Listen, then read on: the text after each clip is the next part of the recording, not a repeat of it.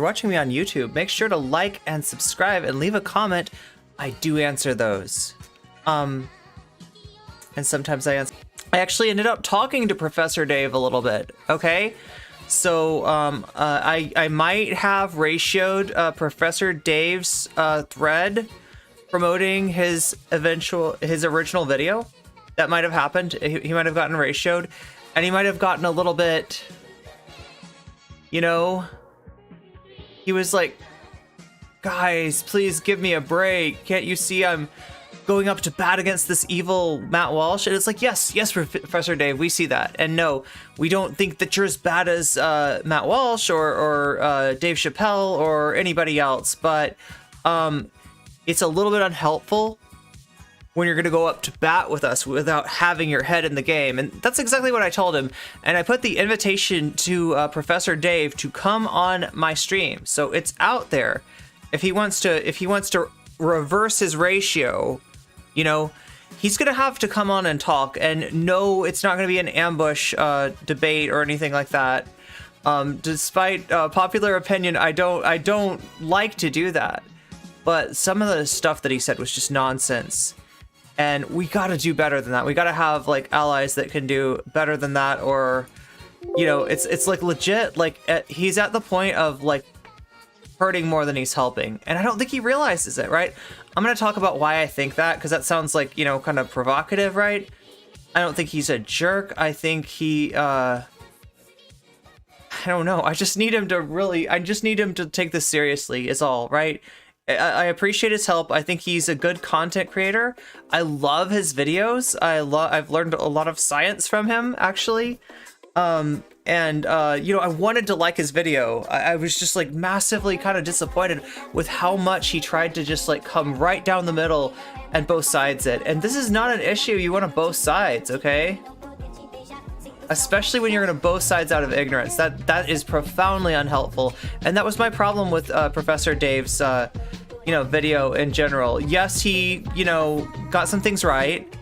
And yes, I appreciate having cis allies stand up to us, like against people like Matt Walsh, because the kind of harassment that he's going to get in response to Matt Walsh is nothing compared to what I would get if Matt Walsh decided to cancel me, right? You know, he's targeting you, really. He's not canceling you.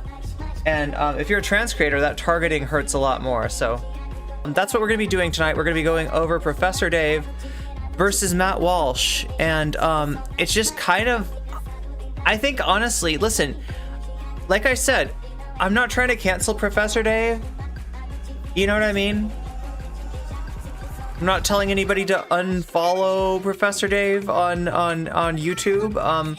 I think that he is a good content creator. He doesn't usually do this sort of thing, though.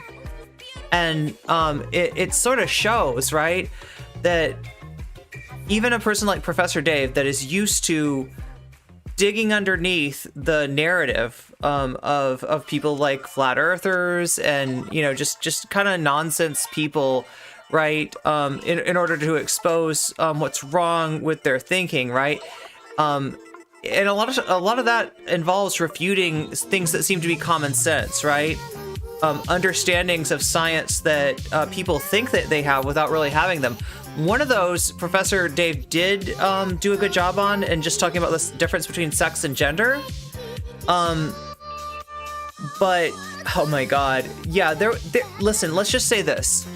Mine was not the only pushback, and after the first video, Professor Dave, at the very end of his second video, he did list a bunch of stuff that other people had brought up, and but I mean, it's kind of like, look, here's the deal.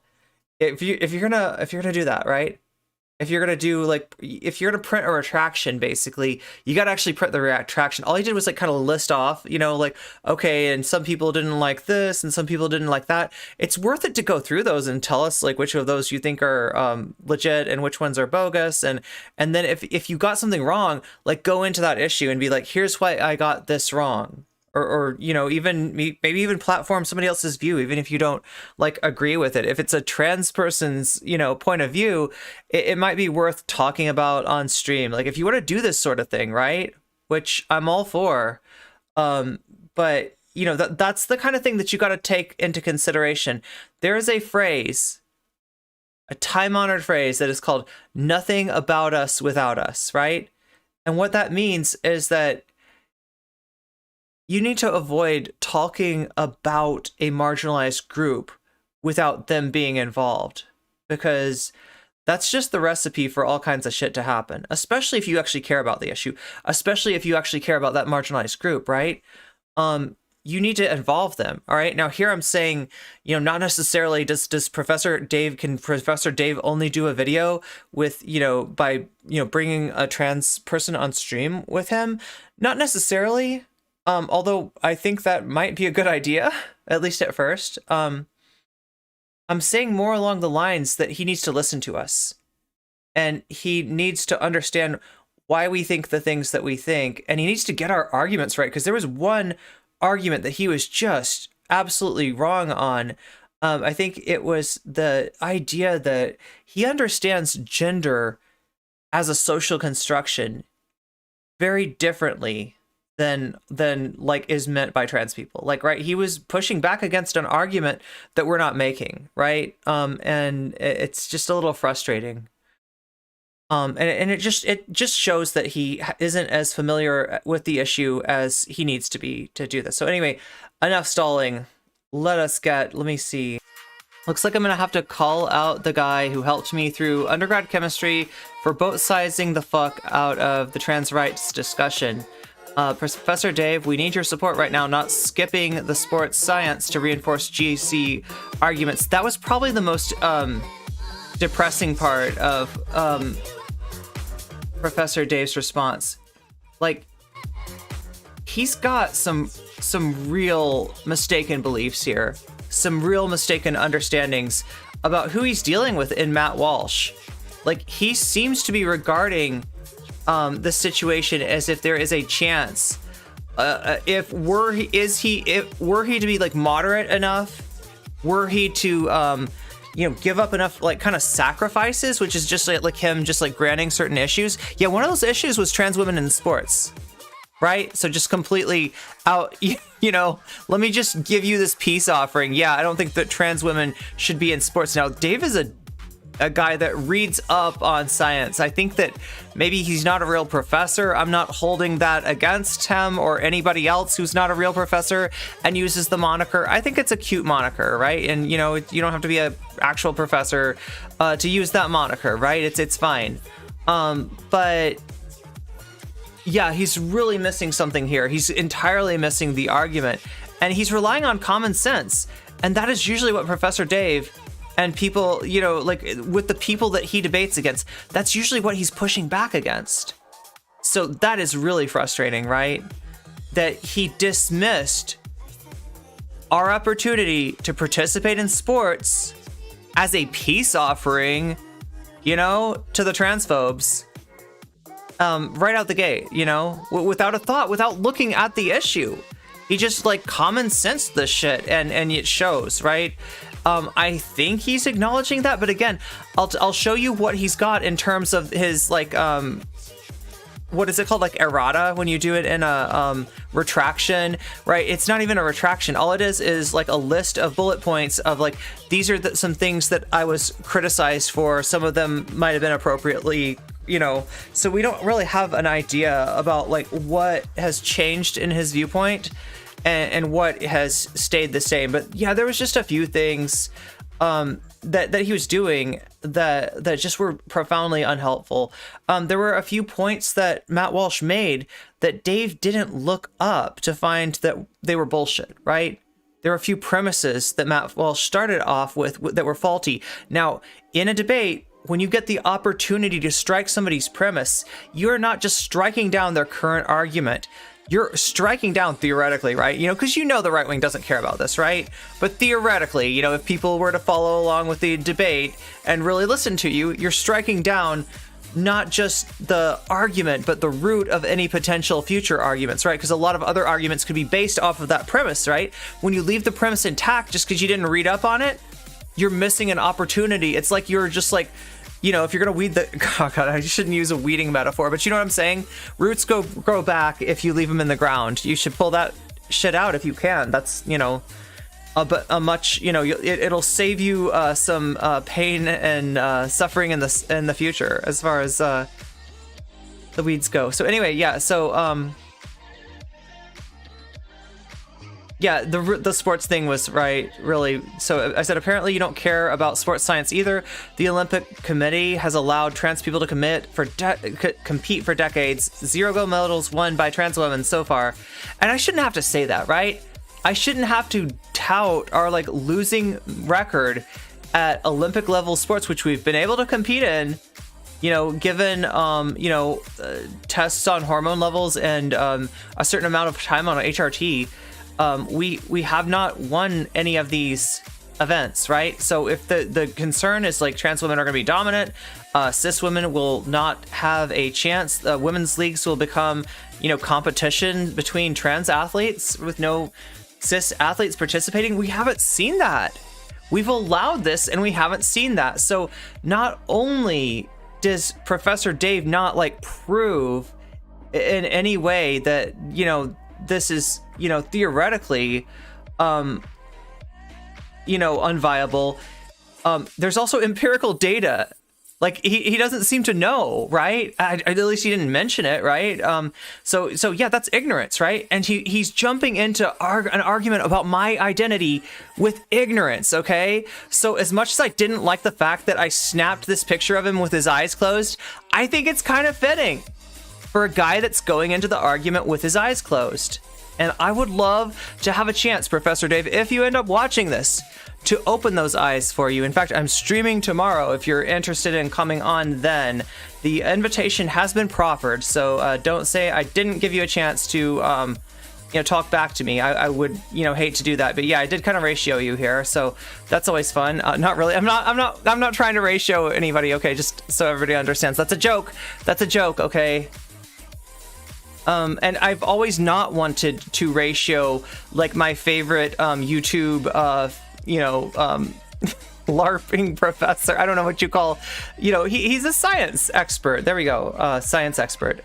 That helped me, like I said, helped me get through some classes. So yeah, I like Dave's content. I like him as a person, and I was just kind of shocked and disappointed that this was the content that he thought was going to be helpful to us. I appreciate the fact that his heart's definitely in the right place. I don't think he's, you know, a jerk. I don't think he's, you know, I don't think he's explicitly, you know, transphobic, right? I think he just, didn't do his homework, ironically enough, in this situation, which, you know, I don't know. When I was taking those classes that I was studying Professor Dave's videos to, you know, if I didn't do the homework, I would kind of be in some trouble. And I don't think that you should be allowed to skate just because you got 2 million views on your channel, especially when you're getting ratioed by Matt Walsh's views, right? Matt Walsh has like half the subscribers of Professor Dave, and you know, still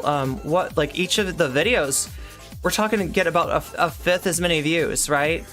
We're talking like 2,000 views to almost 1 million views, right? So the kind of utility that Matt Walsh got off Professor Dave vastly outweighs the amount of teaching Professor Dave was able to do about what was wrong with Matt Walsh's argument. So let's come down here. Yeah, a lot of people in the comments are appreciative of me, you know, bringing this to their attention. So Professor Dave comes in because he's just getting destroyed over here on the quote retweets, and I'm sure I'm not the only quote retweet where this is happening, right? So Professor Dave says, guys, I appreciate the feedback and know I missed some nuance which I addressed at the end of my response to Walsh.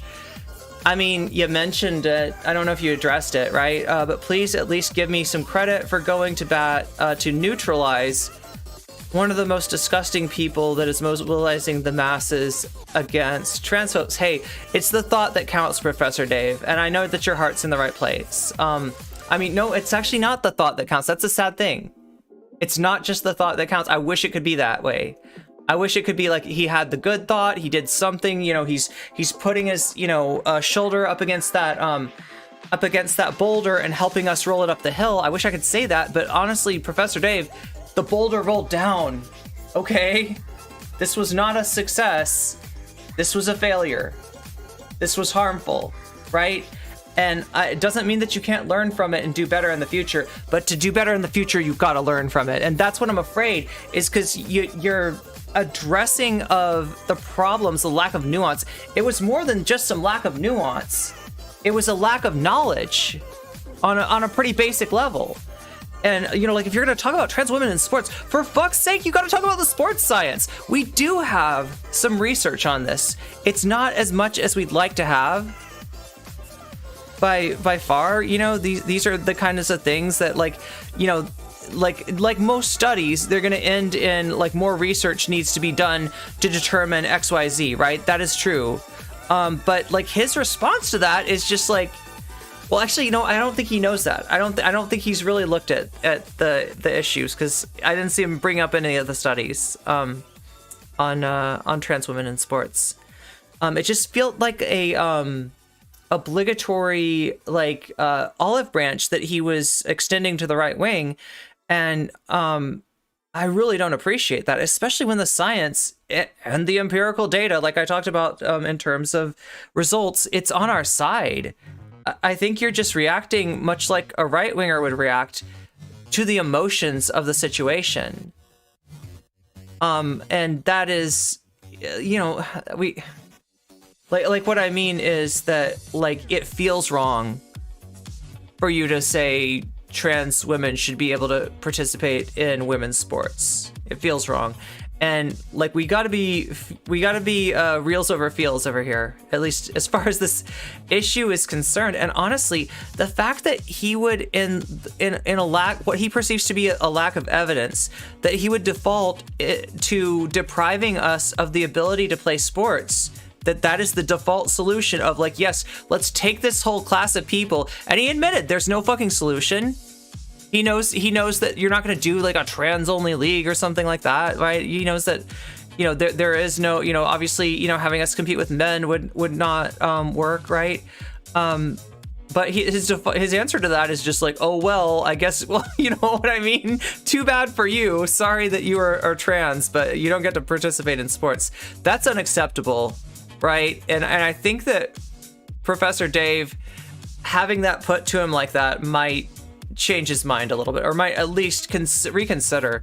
That's all I'm really asking for here, is for Professor Dave to learn something, to listen, and to reconsider some of that stuff, right? Because there was just, like, a few L's you took that you didn't need to. Okay, so hey, thanks. And also, I want to say Matt Walsh is an extremely disingenuous person who will use his extended megaphone. Now, I talked before about, like, the whole views to subs ratio. That is true. Matt Walsh is outdoing Professor Dave in the views to subs. But we also got to understand that it's not just Matt Walsh, it's Matt Walsh plus the Daily Wire. So with that Daily Wire, you know, he's got a giant megaphone. He's got so much of the right wing kind of behind him in this. And he's a sleazy, disingenuous guy. We got to watch a little bit of what he did in What is a Woman in terms of his conversation with a college professor, which was just gross, right? He absolutely just butchered this person on the editing room floor. It was disgusting, right? Like, it was really unfair to the professor. Now, I don't think the professor should have gone on with Matt Walsh. I think the professor should have made sure that he wasn't going to be put into a situation like this. But I'm not going to sit here and blame the professor for doing that. You know, he didn't know. He hasn't been involved in this kind of media before, and I don't think he could have imagined how disingenuous that offer to speak on an issue that he knows a lot about and cares about was going to actually be. So, not mad at him. And not that mad at, like I said, Professor D. Okay, so I say, hey, thanks, Professor D. I did watch your second video where you addressed some of the concerns people like me had about your first video. I know your heart was in the right place. I appreciate you going to bat for us, right? And then I follow up with, and as someone with more at stake in this argument than maybe you can imagine, I do have to ask you to have your head in the game. So if we're going to use baseball metaphors as, you know, go to bat for, right? you know, I'm going to use baseball metaphors back at you, even though I might not completely understand that. I know what having your head in the game is, right? And Professor Dave definitely did not have his head in the game. Okay, so my biggest problem is that while pushing back on Walsh's monstrous conclusions, you ended up giving him a pass on his premises, which were often the weak points of his argument. When you leave the root intact, it's not hard for these guys to find another way around your argument. That being said, I did criticize you pretty strongly in this thread. As such, I feel obliged to at least offer you the chance to talk about it with me on stream if you want. It's a lot easier than trying to discourse over Twitter with its character limits. True, right? And, you know, I just like left I was just like, you know, just like there was some things about the video that legitimately made me mad, but I don't hate Professor Dave. You know, I'm not trying to like make him look bad. I do want him to pay more attention though. That's the main thing that I'm looking for here, right? Is to get his attention and get him to reconsider.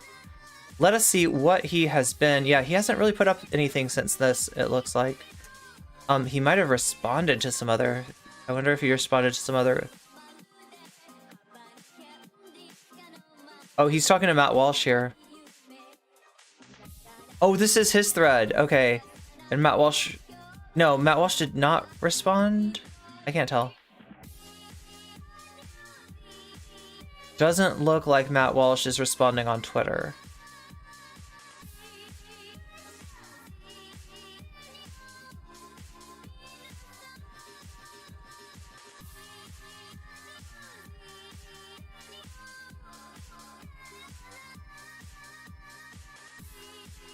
Okay, anyway, I'm sorry, I'm getting caught up on Twitter. I'm getting caught up on Twitter nonsense. That's not good. What we really need to do is come here and watch this Peter Coffin video. Not really.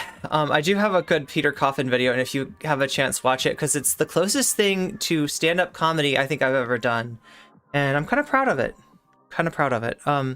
So, Professor Dave.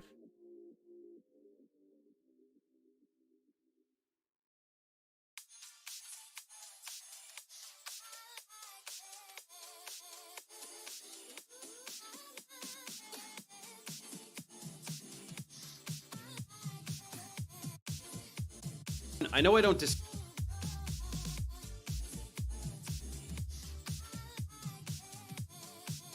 all the GC social media. Matt Walsh is definitely a troll. Yeah, you gotta watch out with a person like that, because they will absolutely, you know, monetize you, right? And you don't want to fall into that trap. It is difficult, though. I will grant that it's difficult. I've talked before about the problems with going on stream with a bad faith actor. I think that debating Matt Walsh, especially, you know, considering that you're mainly counting on Matt Walsh's platform for the exposure, that most of the views are going to come from Matt Walsh's platform, and that might be heavily edited. You know, I think that's an extremely bad idea. I have, you know, expressed this in the past, although I try not to blame people who've gone on, you know, with people like Walsh. It was a bad idea, but, you know,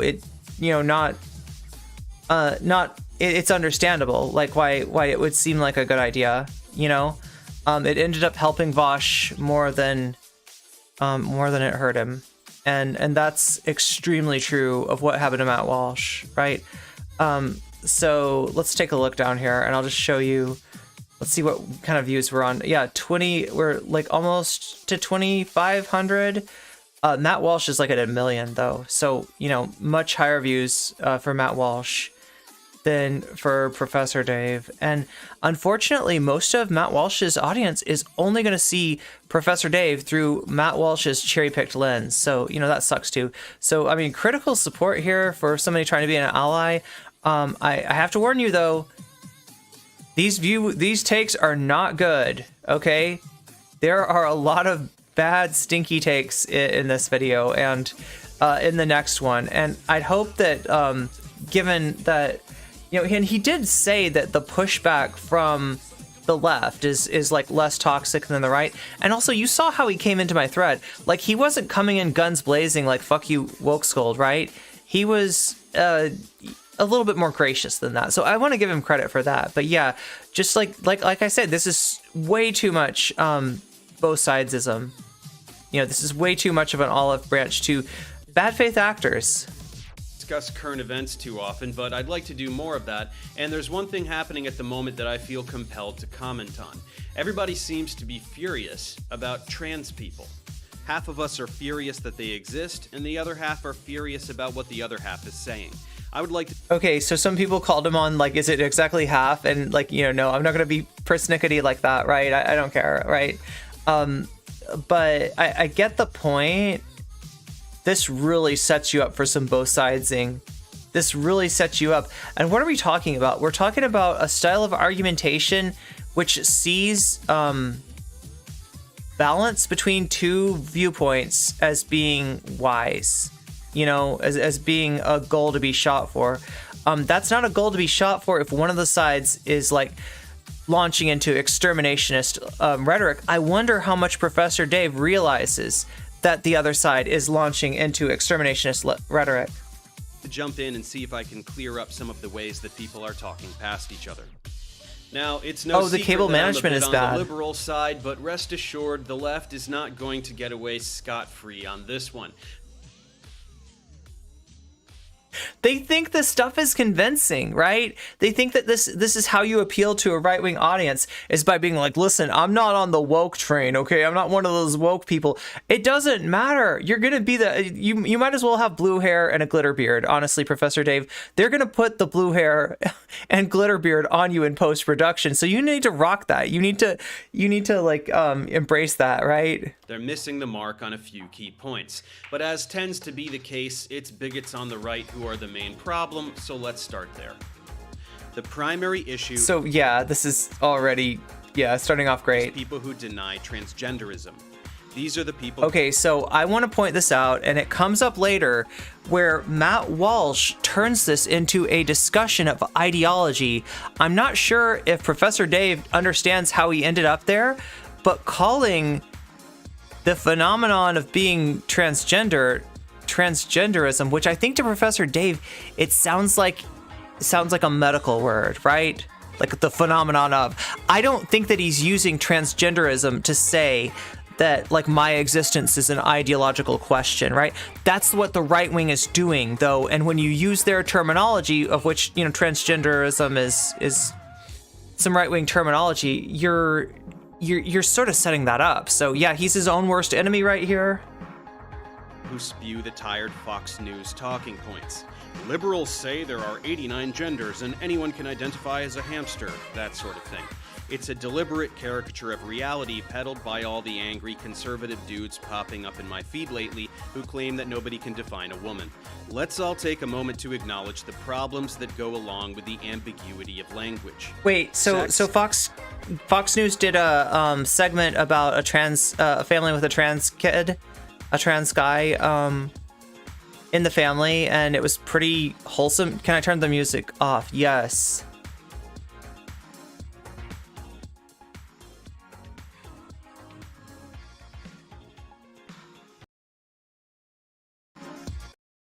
I just want like a little bit. No.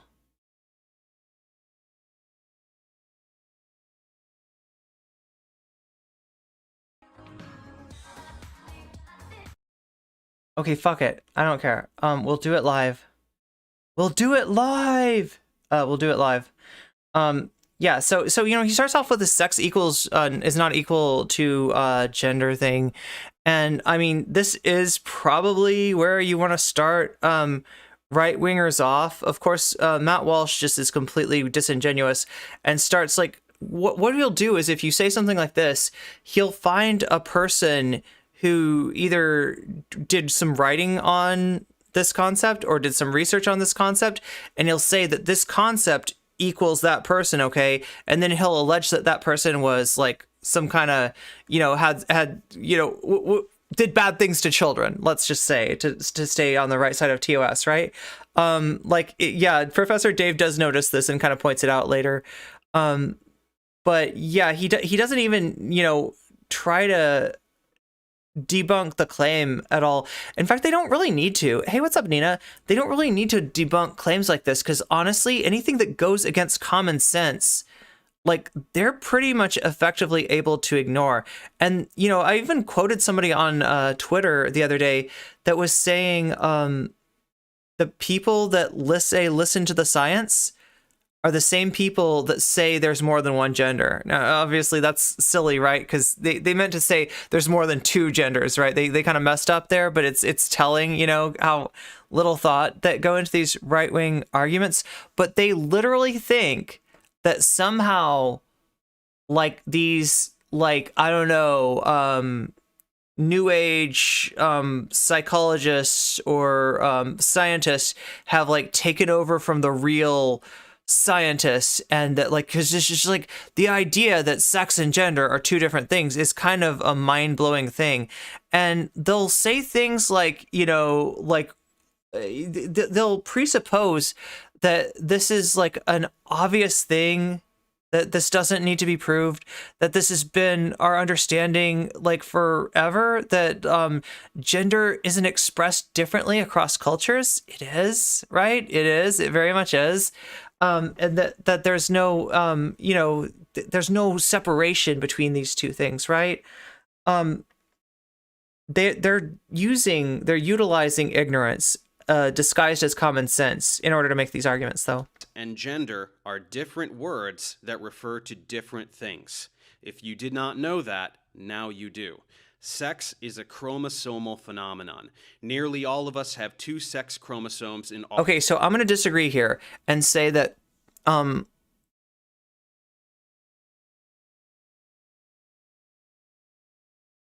you're going to get this is obviously an oversimplified model of sex, right? Sex isn't just coming from your sex chromosome, right? Your XX or your XY or your XXY or, you know, what have you, right? There's a bunch of mediators that affect childhood development, like the SRI gene being one of them, right? And depending on what happens, right, your actual sexual expression, because like when right wingers say sex, biological sex, right, they don't really mean chromosomes. Because how many of you have had a karyotype test? How many people have had a karyotype test? Anybody? Anybody seen their genome? Anybody seen their, you know, like had confirmation that you are in fact XX or XY, right? Not many of us. Yeah, it's a very expensive test, right? Very few of us, right? So we don't mean that because we don't test for that. Nobody tests for that. The doctor looks at a certain part of our anatomy, and if it's over a certain size, then you're, you know, considered male. And if it's, and you know what I mean? That's how it's done. So they really mean genitals, right? That's really what they're concentrating on is, you know, genitals at birth, I guess. And, you know, obviously, you know, there's a lot of different ways that your genitals can end up at birth. And then they'll say, but those are edge cases. They don't count. We need like a, you know, and it's like, okay, but like, just understand that you're wrong. Just like, you know, if you want to say that, like, you know, yeah, it's more complicated than that, but most people fall within this range. Just admit that you don't have a complete understanding, that you're simplifying the issue in order to make it easier to conceive of. Because in reality, it's not this simple. And there are real people living their life, not like, you know, fictional characters or magical dragons or something somewhere off somewhere that like, you know, have like, you know, sort of a mix, have something that these people would consider, you know, if they understood the, you know, genital configuration as neither, you know, male nor female. So they're rolling all over that nuance with a steamroller, right? With the, you know, mantra of common sense. So yeah, there's a lot of oversimplification here, and yeah, it's just like with genetics, like, right? When we teach genetics, the first thing we teach is the primary structure of DNA. We teach the, you know, orders of nucleotides on the you know, and the DNA chain, right? And we act like that's it. There's like a code and the whole code gets read, and the human organism gets developed, and the human organism continues to live with that operating system. That's not true. That's not true. You're not using your whole genome right now, okay? There's a lot of your genome that's rolled into centromeres, right? That's rolled tight and that is not being expressed right now. There's things that can modify the gene expression. There's things that combine to the strands, and they can turn sections on. They can turn sections off, right? Actually, yeah, you know, hormones are one of these things that affect the gene expression. So yeah, so if you were to say that like because like genes are just a series of, you know, of nucleotides, right?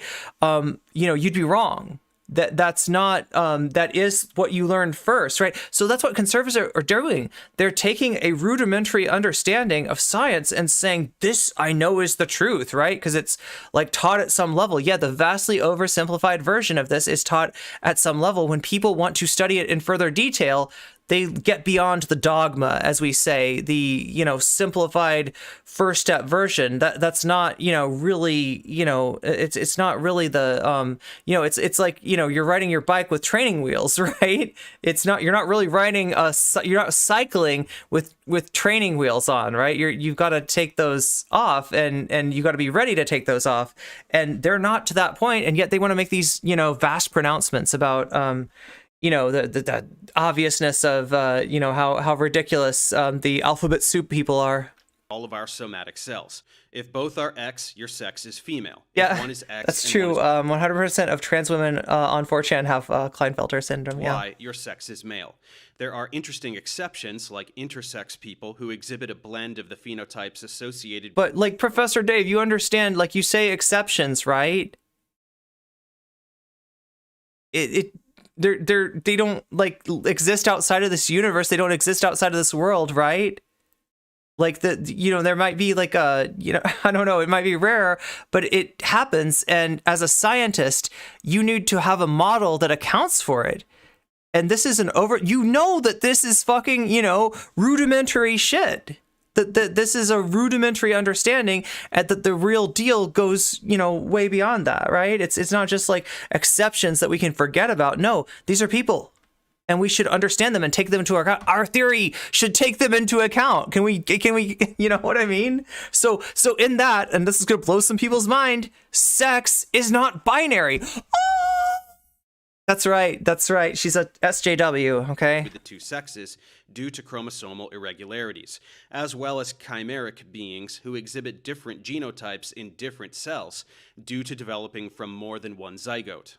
It is important to discuss and understand these populations. However, we can still safely categorize the overwhelming majority of people as exhibiting either male or female sex.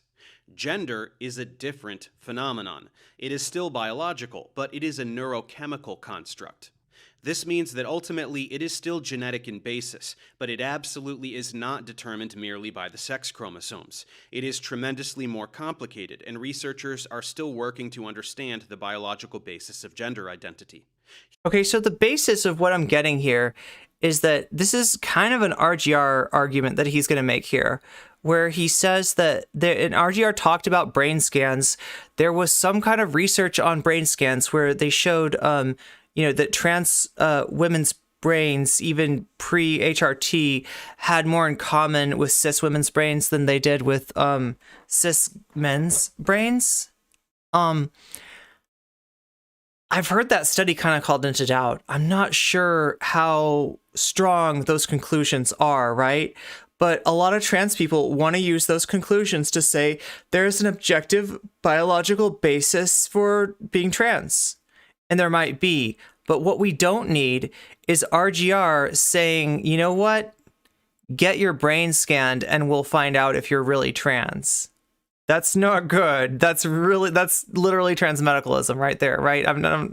You know, that was the problem with RGR's argument against Demon Mama, is that she wanted to kind of prove this. And there's a parallel here to the argument that won gay marriage. That argument was that that gay people are born gay, that being gay is natural and can't change, and it is not like, you know, that you had a tough childhood and that's why you're gay, or that you're, messed up in some way and that, or you're a bad person and that's why you're gay. It's not any of that stuff. It's, like that there's like a, like a biological basis. That stuff is kind of complicated, right? And I don't think that getting hung up on the biological basis of orientation and sex before we even really have what we need to, properly talk about that, I don't think that's a great idea. It does set us up for, a very gatekeeping situation, right? But the reason that you see this in some trans people's discourse is because we want to be able to find like an objective, sort of measure of who is trans and who is not, to satisfy the, skeptics out, the hardcore, the people that don't really hold the subjective experience in much regard. And I think that's something that we need to get beyond, right? I think that if gender liberation can bring us anything, it's a respect. If it can bring us anything, one of the foremost things it could bring us is a new respect for people's subjective experience. And that, like, the reason that we ask a person, what do you identify as, instead of trying to be like, let's scan your brain and decide what you are, right, is that they're not, only they can experience what they are experiencing, right? And so we got to believe them and who they say that they identify as. That's I wish I used to wish I had abnormal chromosomes as a way of explaining dysphoria. Now I really don't care. Yeah. And the other thing about this, oh my God, it's human psychology is complex. People need to deal with that. Thoughts and feelings are ultimately chemical phenomena. The other thing about this is he's going to make an argument that that there are, like, what is it? I don't know if he gets into the number of genders question, right? It feels like he does. It feels like he at least signals some things that are pretty, like, non-binary affirming here, right? And, like, yeah, his big thing is that, like, it's not gender that is a social construction, it's gender roles, right? And I would say that,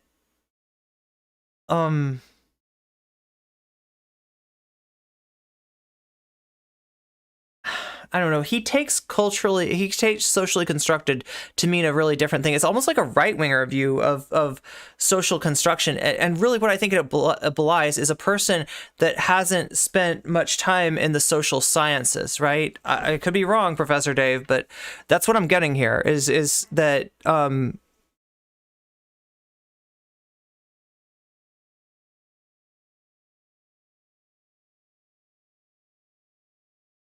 like, in that desire to have these two arrangements of brain, or functioning of a brain that exemplify, that track with male and female gender, right? He's kind of ending up like stepping on some toes. He's a terminal tech bro. He's got terminal tech brain. You got these guys all over the place in California. Yeah, unfortunately, I mean, maybe that's the crowd that he hangs out with, right? I don't actually know that much about his past before he was a content creator. I know he's not, like, necessarily a professor. Like, he's not professor, like, I don't think so. Like, I don't think that's what he did before. I think it was something else. But yeah, obviously he knows a lot about a lot of different, science, a lot of different fields of science. But I feel like he might be missing some things when it comes to social science. What I'm saying, though, is that, like, I'm not saying that brain activity doesn't vary with gender, right? Maybe it does. I mean, I'm willing to, grant that, right? But I am saying that you're dividing that activity up into two groups. You think that's like real, right? And, like, he has read some, there might be some neurological studies that, he's citing there. But what I'm saying is that the division into the binary there is arbitrary, and it's not just arbitrary, it's working backwards from our socially constructed, as you said, gender roles. So in a way, this concept of gender is kind of socially constructed too. Now, he would say that if I say that, what I'm saying is that culture makes you trans. Culture makes you cis. I'm not saying that. I don't know where you're getting that. That is not the conclusion of my argument. I don't think that's what anybody means when they say it's a social construction. I think he's getting this idea that calling something a social construction is a way to invalidate it. Now, it is a way to reappraise it, right? But it doesn't necessarily mean an invalidation, and it doesn't necessarily mean that, strong proponents of non-binary people or gender abolitionists or gender liberationists are trying to take people's gender away, right? That's almost the feeling that I get here. Have a neurochemical profile that guides how we think and feel, and part of that is gender identity. The reason that we are just now becoming equipped to differentiate between the two phenomena is that in the vast majority of humans, somewhere between 99 and 99.9% of all people, gender identity aligns with biological sex, hence the term cisgender. Cis is a prefix that means same.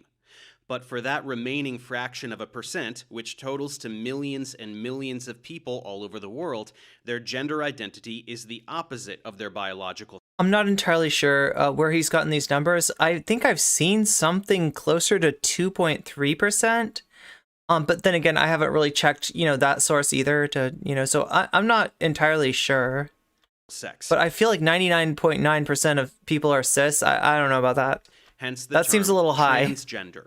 Trans is a prefix that means opposite. The unfortunate linguistic coincidence is that we use terms like man and woman or male and female in describing both of these phenomena. That is where the confusion arises, when people insist that one term must encapsulate both phenomena at once. So when someone asks, what is a woman, expecting to get a very simple answer that children can understand, they are sorely mistaken. The answer requires a discussion of genetics and neurochemistry. Therefore, when people complain about men choosing to be women, this is very offensive. It is a denial of the concept of gender. It is no different than the conversation that was happening surrounding homosexuality a few decades ago. Conservatives would say that homosexuality is just demons or temptations from Satan, and that heterosexuality is the only way people can truly be. Today, this seems totally ridiculous because homosexuality and other sexual orientations have become accepted and normalized, even among many conservatives. I'm going to question that, and here's where I really think you're falling off. You don't see the danger that I see. Professor Dave, I'm trans, okay? I see where this conservative movement is going towards, and it is not just towards attacking trans people. It is attacking the entire LGBT community, right? There's something about our existence that just breaks their worldview, and if it sticks, it's going to cause them to have to adapt. They don't want to adapt. They are right now, I've seen, I retweeted something about this, the other day, where it was somebody that said, basically this shit, and they showed a trans, a drag queen story time. They showed a drag queen at drag queen story time who had demon horns or something, and as part of her outfit, right? And they said that this bullshit comes from this bullshit, and they showed the White House lit up with rainbow colors, which was done by this asshole, and they showed Obama, right? So what they're saying is that LGBT acceptance was a mistake. They want to roll it all back, and chat, I hate to break it to you, but they have the Supreme Court. Who do you think those people are? People like Professor Dave, I think they assume that conservatives are a lot more reasonable than they actually are. That's why he's going into a gunfight with an olive branch. What a mistake. What a vast, I get it that you're trying to help, but that's not, you're the preacher from War of the Worlds. Professor Dave, you're going out there like, I'm going to tell them about Jesus' love. They don't care. No, sorry, this is a weird metaphor since obviously you're not a religious person yourself, but do you know what I mean? You're going out over here with an olive branch, assuming that you're going to find good faith actors, right? And what you don't get is that Matt Walsh is not the exception for mainstream conservatives. That's not the fucking bleeding edge of right-wing extremism. His viewpoint is, fairly common on the right. And this is really dangerous. This is really dangerous. They're winning. They are curtailing our rights. He is acting like these gains have been locked in. They absolutely haven't. Not for trans people and not for LGBT people, right? This can all be undone. Just look at what happened in Germany. Will happen for transgenderism. Germany was one of the most progressive countries when it came to this stuff. They had whole libraries on LGBT stuff, and they were destroyed during World War II, right? Because it undeniably exists. The acceptance for suppressed sexual orientations came first because around 10% of people are gay, whereas a much smaller percentage of people are trans. But this is the natural progression of societal evolution. Nearly every binary has been shown to actually be a spectrum, and it doesn't matter how uncomfortable. So he understands that binaries, are often, what is codified as a binary is often revealed to be a spectrum. They had massive breakthroughs in development in trans healthcare before the Third Reich. Yeah, absolutely. So he's giving a nod of the head towards binaries being spectrums instead, but I'm not sure how much acknowledged that is, because listen, here's one way he could get that really low number.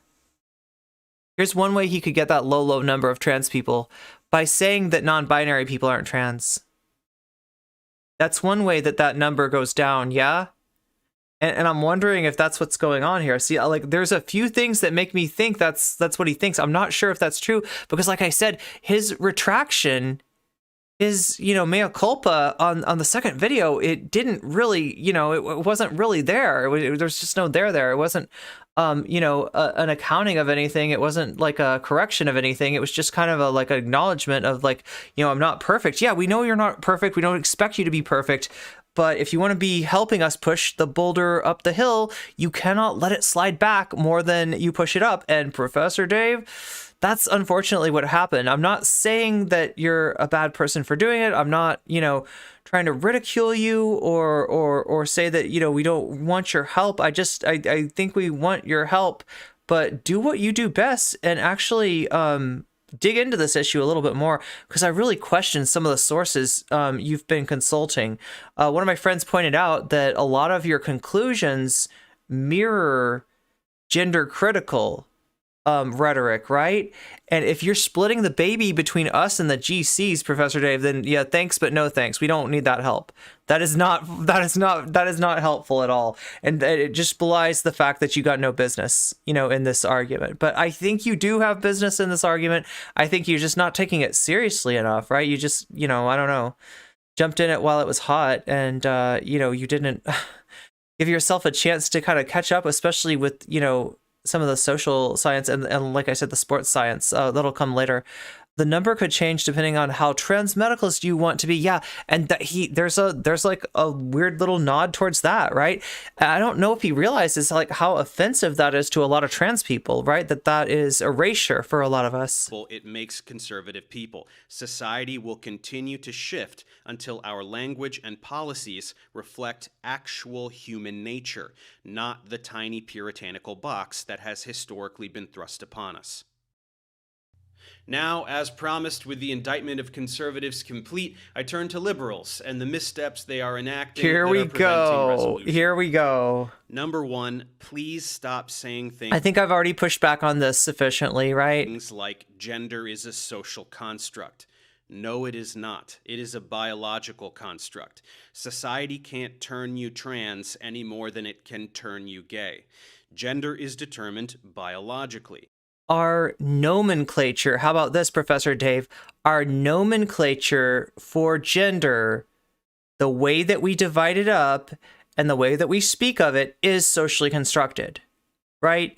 and there might be like a utility that that social construction comes from, and I don't mind acknowledging that, but it's definitely not like it's not something that can't be codified in a multiplicity of ways, and that's not codified in a multiplicity of ways, right? Yeah, he wants to say that, like, I think his point here though is that it arises from biology, and I mean, like, I won't argue with that. Like, I you know, I don't completely, I don't think we completely understand it, but you know, I'm not saying that there's not like a biological basis for a lot of this stuff. I think there's the social construction comes in when we choose, like, how many genders are we going to think of, and you know, like, how are we going to, you know, conceive of gender? Like, that's the real question. Like, you know, you wanted to say that, like, you know, there's a biological basis and we can split gender up, you know, via brain activity too. Maybe. I don't know that the science for that is in yet, but maybe one day. But it's not gonna show us like a definite, like, you know, this is like, these are the two, you know, clusters, and like, I don't know. I think that our understanding of gender actually itself is probably pretty rudimentary at this point. It is simply that, again, gender is not determined merely by the sex chromosomes and is an incredibly complex neurochemical phenomenon. So let's talk about it honestly. Gender roles are a social construct that all men Okay, now this is fucking great. This is great. Okay, now I'm not trying to tease you too hard, Professor Dave, but like, get the man with the truck and the wrench and the money and the lunch pail. Is that a lunch pail? And the brain. Wait, why is there a brain? Why is there a brain on the men's side? Why is there a brain? The computer, graphs, weights, maps. Okay, that's what men are about, right? And then women are about art and flowers and alcoholism and the home and makeup. A lot of makeup. Three things of makeup and love. And wait, what is this crown? What is the crown doing? Wait. So we got like weight on this side and we got a crown. You're either a weightlifter or you're a princess. You're either like drawing graphs or you're drawing, you know, on your lips with lipstick. Right, you know, like you're either, I don't know, using computers, or you're either using your brain. What is up with the alcohol? Why did you put the alcohol on the women? That is so bizarre. Okay. And I know that he's saying that these are gender roles and these are the things that are, you know, socially constructed, right? So you know, it's not like, you know, he's imposing this on, you know, he's this is the thing. But the thing is, like, social constructions aren't necessarily bad, right? There's not an implied pejorative there. It's just an acknowledgement that it's divided up in a way that is useful for different societies, for different cultures, right? That arises from historical circumstances, and since history is ever changing, could also be changed, could also be re-examined, and merits some re-examination and some deeper thought. Brains are for boys only. Yeah, I mean, I won't blame him. He probably just, you know, it's just a stock image that he found. Like, this isn't Professor Dave's fault. It's a funny image. It's a really hilarious image, and I want to know who made this. This is really funny stuff, right? This way and do these things, and all women must be this way and do these things. That is a social construct, and it is one that became obsolete immediately upon evolving beyond a hunter-gatherer society. It has only persisted due to deeply rooted misogyny and the desire... Wait. Okay, so there's gender roles that are, like, you know, in terms of, yeah, misogyny, right? Okay, so he's acknowledging that the gender roles, yeah, are now obsolete. Okay, so... I mean, I don't know. Read some Judith Butler. I would challenge you to read some Judith Butler. To treat women as gender as a performance. Rage against gender roles as a social construct all you like. I'm right there with you. but stop saying that gender itself is a social construct. You seem to think that because something is a social construct, it's bad and needs to be done away with. I'm even okay if somebody wants like to embrace like a traditional gender role, and that's how they feel and that's what they want. More power to them. I think that it should just be more malleable.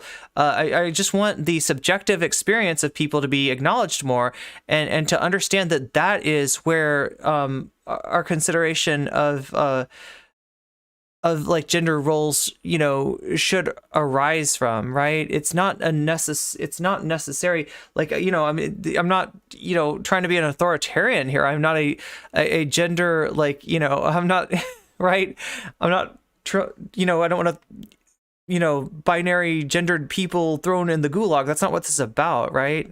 It is biological. In addition, sex is a much unless they want to be thrown in the gulag. Some people do. more easily definable biological construct, and we must acknowledge that when an individual that is of the male biological sex identifies as trans, their biological sex remains male. By identifying as trans, their chromosomes do not change, no matter what surgeries they choose to undergo. We rightfully refer to them as women because most of us have decided that it is appropriate for a society to respect their gender identity over their biological. So I'm not sure exactly what you're saying here because you're not being completely clear, but I want to tell you that a lot of trans people have a great fear that like our acceptance in society is just people humoring us, right? That it's like, and that's not exactly what you said, but you didn't like rule that out either. So I can't tell what you, particularly mean by that. And I will tell you that you probably raised some red flags for a lot of trans people there in thinking, that, and also like, on a certain level, like, are you going to call me male, like to my face, right? I don't know. Like, it almost seems like, that if you want to talk about chromosomes, talk about chromosomes. If you want to say have XY chromosomes, I'm not trying to deny that. Trans people are not trying to deny, what chromosomes we have, unless it's apart from a certain small subsection on TTTT that might claim a very rare arrangement of chromosomes that many of them probably do not know that they have, right? But yeah, it's like I don't know. I don't know what the utility of like, right, being like, yes, but your sex is male, correct? So you're a male. You're a male. Oh yeah, and like, okay, so he was defining this, trans woman.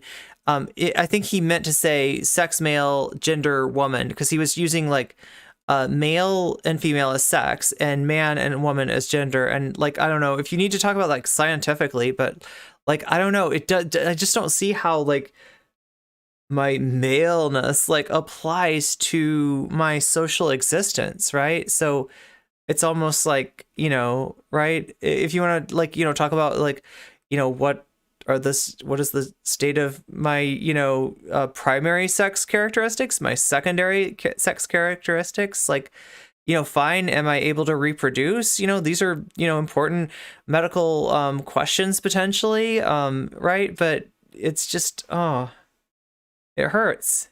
Sex as a linguistic formality.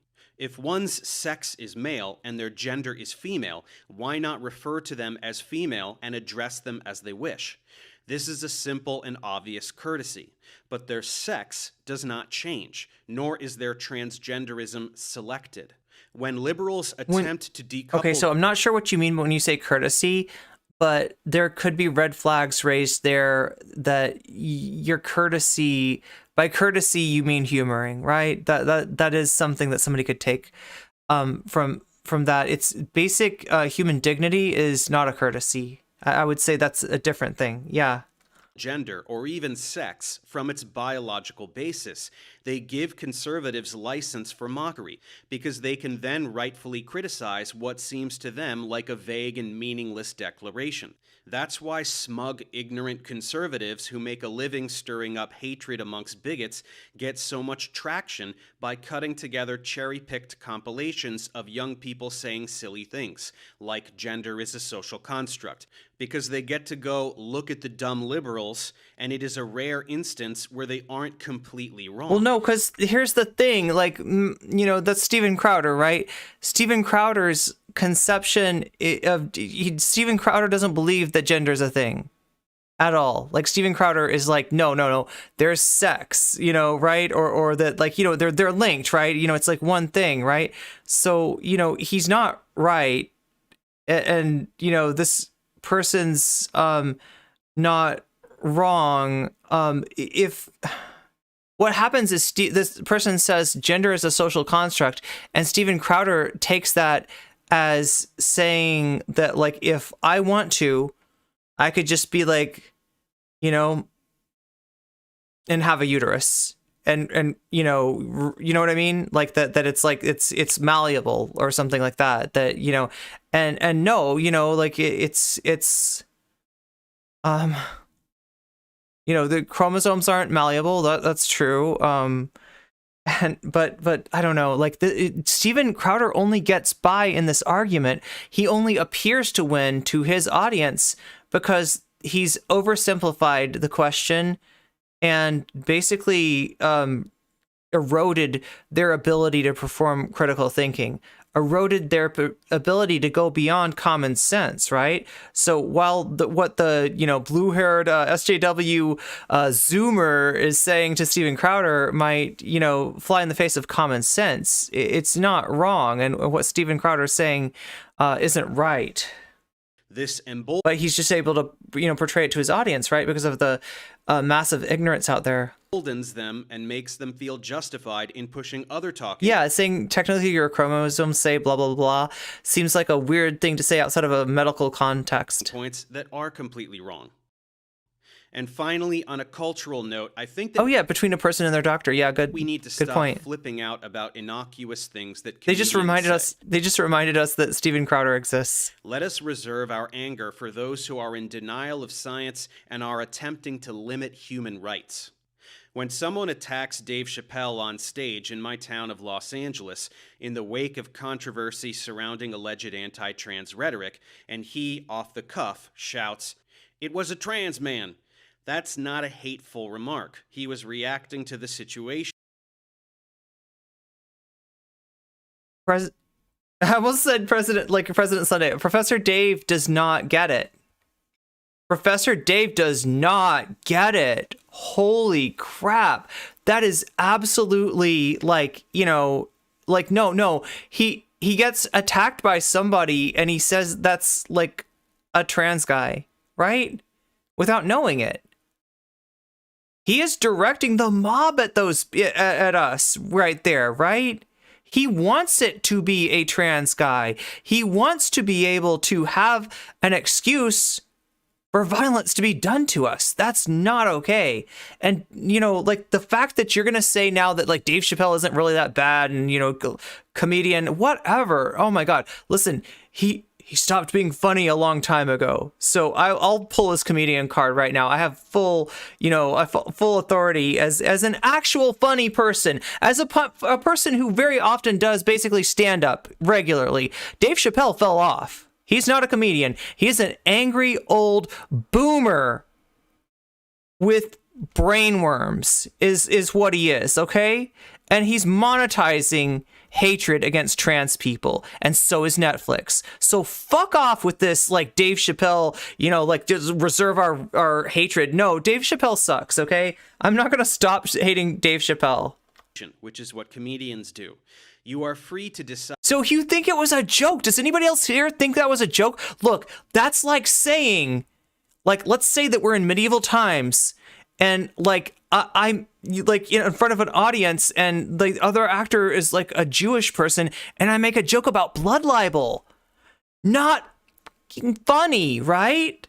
Those are not just fighting words. Those are killing words. That's not cool. The fact that you missed that, Professor Dave, like, you gotta fix your face, okay? You gotta fix your shit if you want to be involved in this argument. You are fucking up on a massive level, right?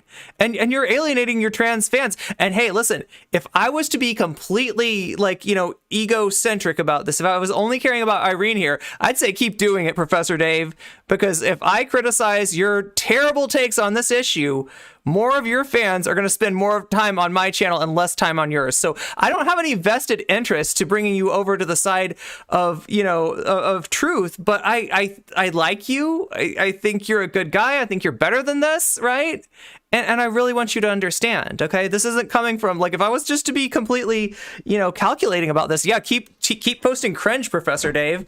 Keep posting cringe 2 million subscriber accounts, and I will just winnow away. I will shave the edges of your audience away from you, like an unscrupulous Molly dealer, right? You know what I'm saying? Like, you get that pill and it's like, wait a minute, this isn't exactly round. What's going? It looks like maybe somebody's, right? You know what I mean?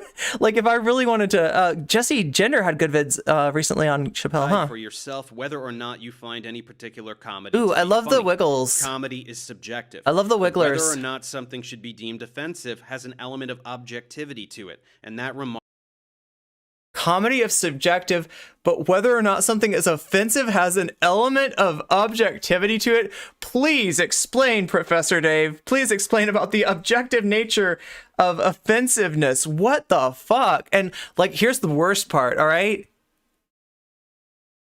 You're not saying it, right? Because you're not really elucidating any of your thoughts. You're not expanding on what you're saying. But one could draw a conclusion that you're saying that, like, listen, trans person, we define what's offensive and what's not offensive. Now, I hope to God that's not what you're saying, and I don't think that's what you're saying. I don't think that's who you are. But understand that, like, you know, if some of your trans audience seems to be overreacting, that's why, right? You didn't rule that out for them.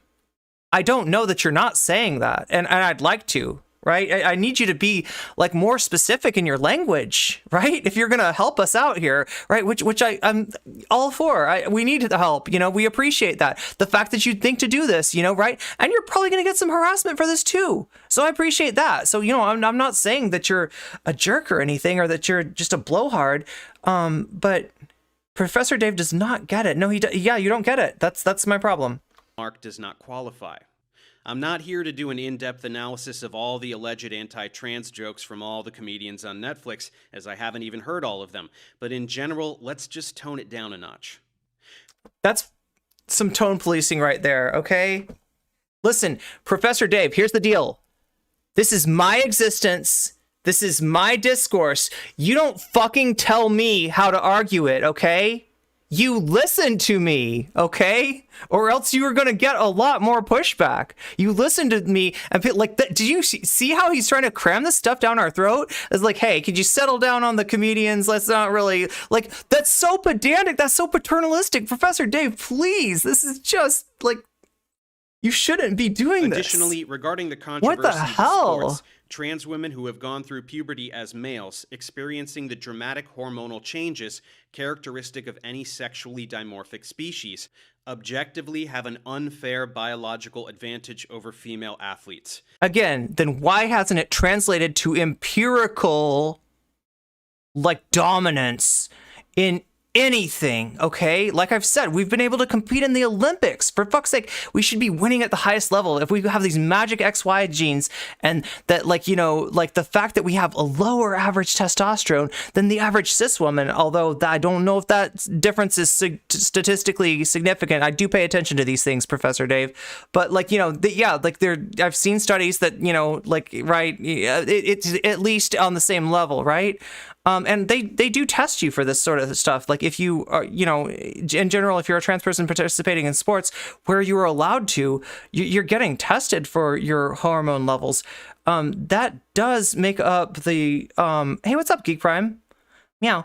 That does make up, like, the bulk of that advantage, right? The advantage of XX. See, and here's the thing. He's saying your frame is different. True. Okay.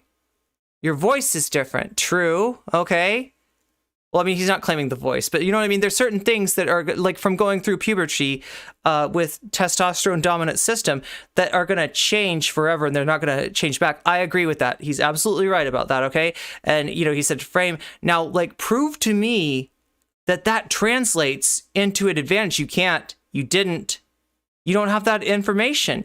You didn't do any research into the sports science. I have looked into this because, like, you know, I don't know if you know this, Professor Dave, but if it weren't for transphobic pricks like Joe Rogan, I would probably be competing in Muay Thai or kickboxing or MMA right now, right? It's something I'm really, really good at, but I know how I'll be slimed if I do. So the best I can do is maybe coach a little bit, right? I know society is not ready. Now, there's some people that challenge that stuff, and they are super brave, like Alana McLaughlin and Fallon Fox. But oh my God, you talk to Fallon about what she's gone through, right? It's unthinkable, and I can't handle that. I'm not as tough as they are. I cannot handle like Joe Rogan directing stochastic hatred at me. That scares. You know, I've already got enough of that already, just being a streamer, right? I personally couldn't care less about sports and who is competing against whom, but people who say that trans women have an unfair athletic advantage are absolutely correct. But you gotta cite some studies. You can't just say that. That is you going to your font of ignorance, aka conventional wisdom. Professor Dave, you're better than this, okay? You can't just be like, yeah, according to conventional wisdom, a different frame should make for a advantage. Look, trans women have so many disadvantages, right? So many disadvantages that like, and I think that's why you don't see, not only do you not see dominance, but you don't even see, we are not representatively like winning, like the proportion of trans women that there are in the world. I don't think we even match like, you know, how large our demographic footprint is in terms of success in sports. So please miss me with your unresearched garbage, right? And yes, I do know that there's some studies that like kind of point to or allude to or you know, you could have some basis for thinking that there might be an advantage, and those are like the bone mineral density studies, right? There's a statistically significant difference, right? But we both should know, I would hope that you would know, that bone density isn't always, you know, protective against fracture. At a certain level, bone density is actually, yeah. And like, you know, show me which sports like bone density is, you know, the deciding, you know, factor there. Also, like, even like when they do tests on this stuff, if they want to do research on stuff like this, they don't just find that there's an increased rate of bone density between this group and this group. They find what level of advantage there is there, right? And that doesn't exist. That is more research needs to be done on. And so since it hasn't been done, Professor Dave, you know, I don't know, deny this makes he's going to default to just saying, yeah, I guess you don't get to participate in sports. That's too bad. Like, right? So like before you saw him like hand wave like intersex people as not being important for consideration, like in terms of our understanding our nomenclature about gender or about, you know, sexual dimorphism, right? Now we see you hand waving, you know, trans athletes. You're not important. Sorry, there's not enough of you to count. Okay, Professor Dave. Okay. Objections to transphobia totally meaningless. Yeah, we should be winning all the medals according to these assholes. Trans people are. As to where trans women should compete, see, and also that picture, like, right? Like, you're literally like, I feel like that's your argument. Is that a trans athlete has, you know, larger frame than some cis athletes standing right next to her, and how could we ever, you know, think that this was fair? Because obviously a larger frame is going to translate into a, you know, unique advantage.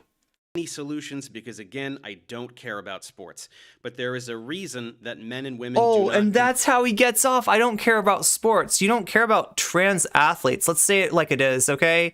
And I know you're not doing this to be an asshole, all right? But let's be real. You didn't do the research to know. So you don't care about trans athletes. That's what it is. You're willing to throw us out there as an olive branch to the chuds and pat us on the head and tell us this is good for us. Professor Dave, this is extremely paternalistic and pedantic and frankly beneath you. Compete with one another in almost any sport. So if you are a fan of sports, try to respect that.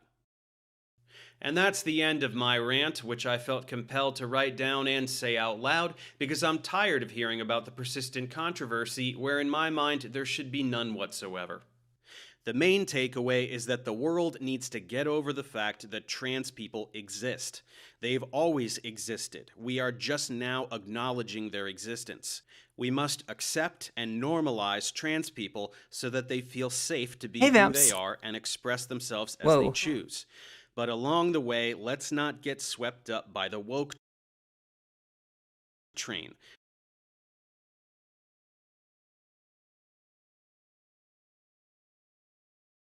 The woke train. Choo choo. Hey, listen, I like trains, okay? I like trains.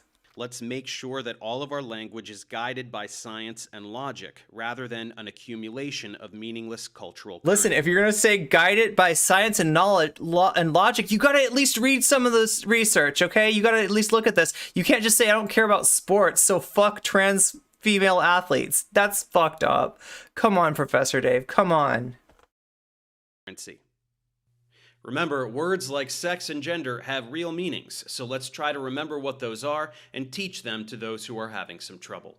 Thanks for watching. I'll see you next time. Okay, and we will see you next time because it looks like Matt Walsh responded to your video and you responded to his. And yeah, again, like we're talking about 237, 200,037, 200,036 views, respectively on Professor Dave's videos. Matt Walsh is at like 1 million now, right? You did a lot more for him than, you know, he did for you here, right? Hey everyone, so a lot of people watched the video I put out on Monday. I gotta say, he's a professional troll. Like, he's a professional charlatan. Oh god, what is a sophist? He's a I mean, like, yeah, I don't know, is that the best word to describe what he's doing? Sophistry, I guess, right? He's really good at disinformation. So, you know, in some ways this result was predictable, right? There probably is a way to go at him, but you gotta be calculated. You gotta draw up a battle plan. You Leroy Jenkins this shit.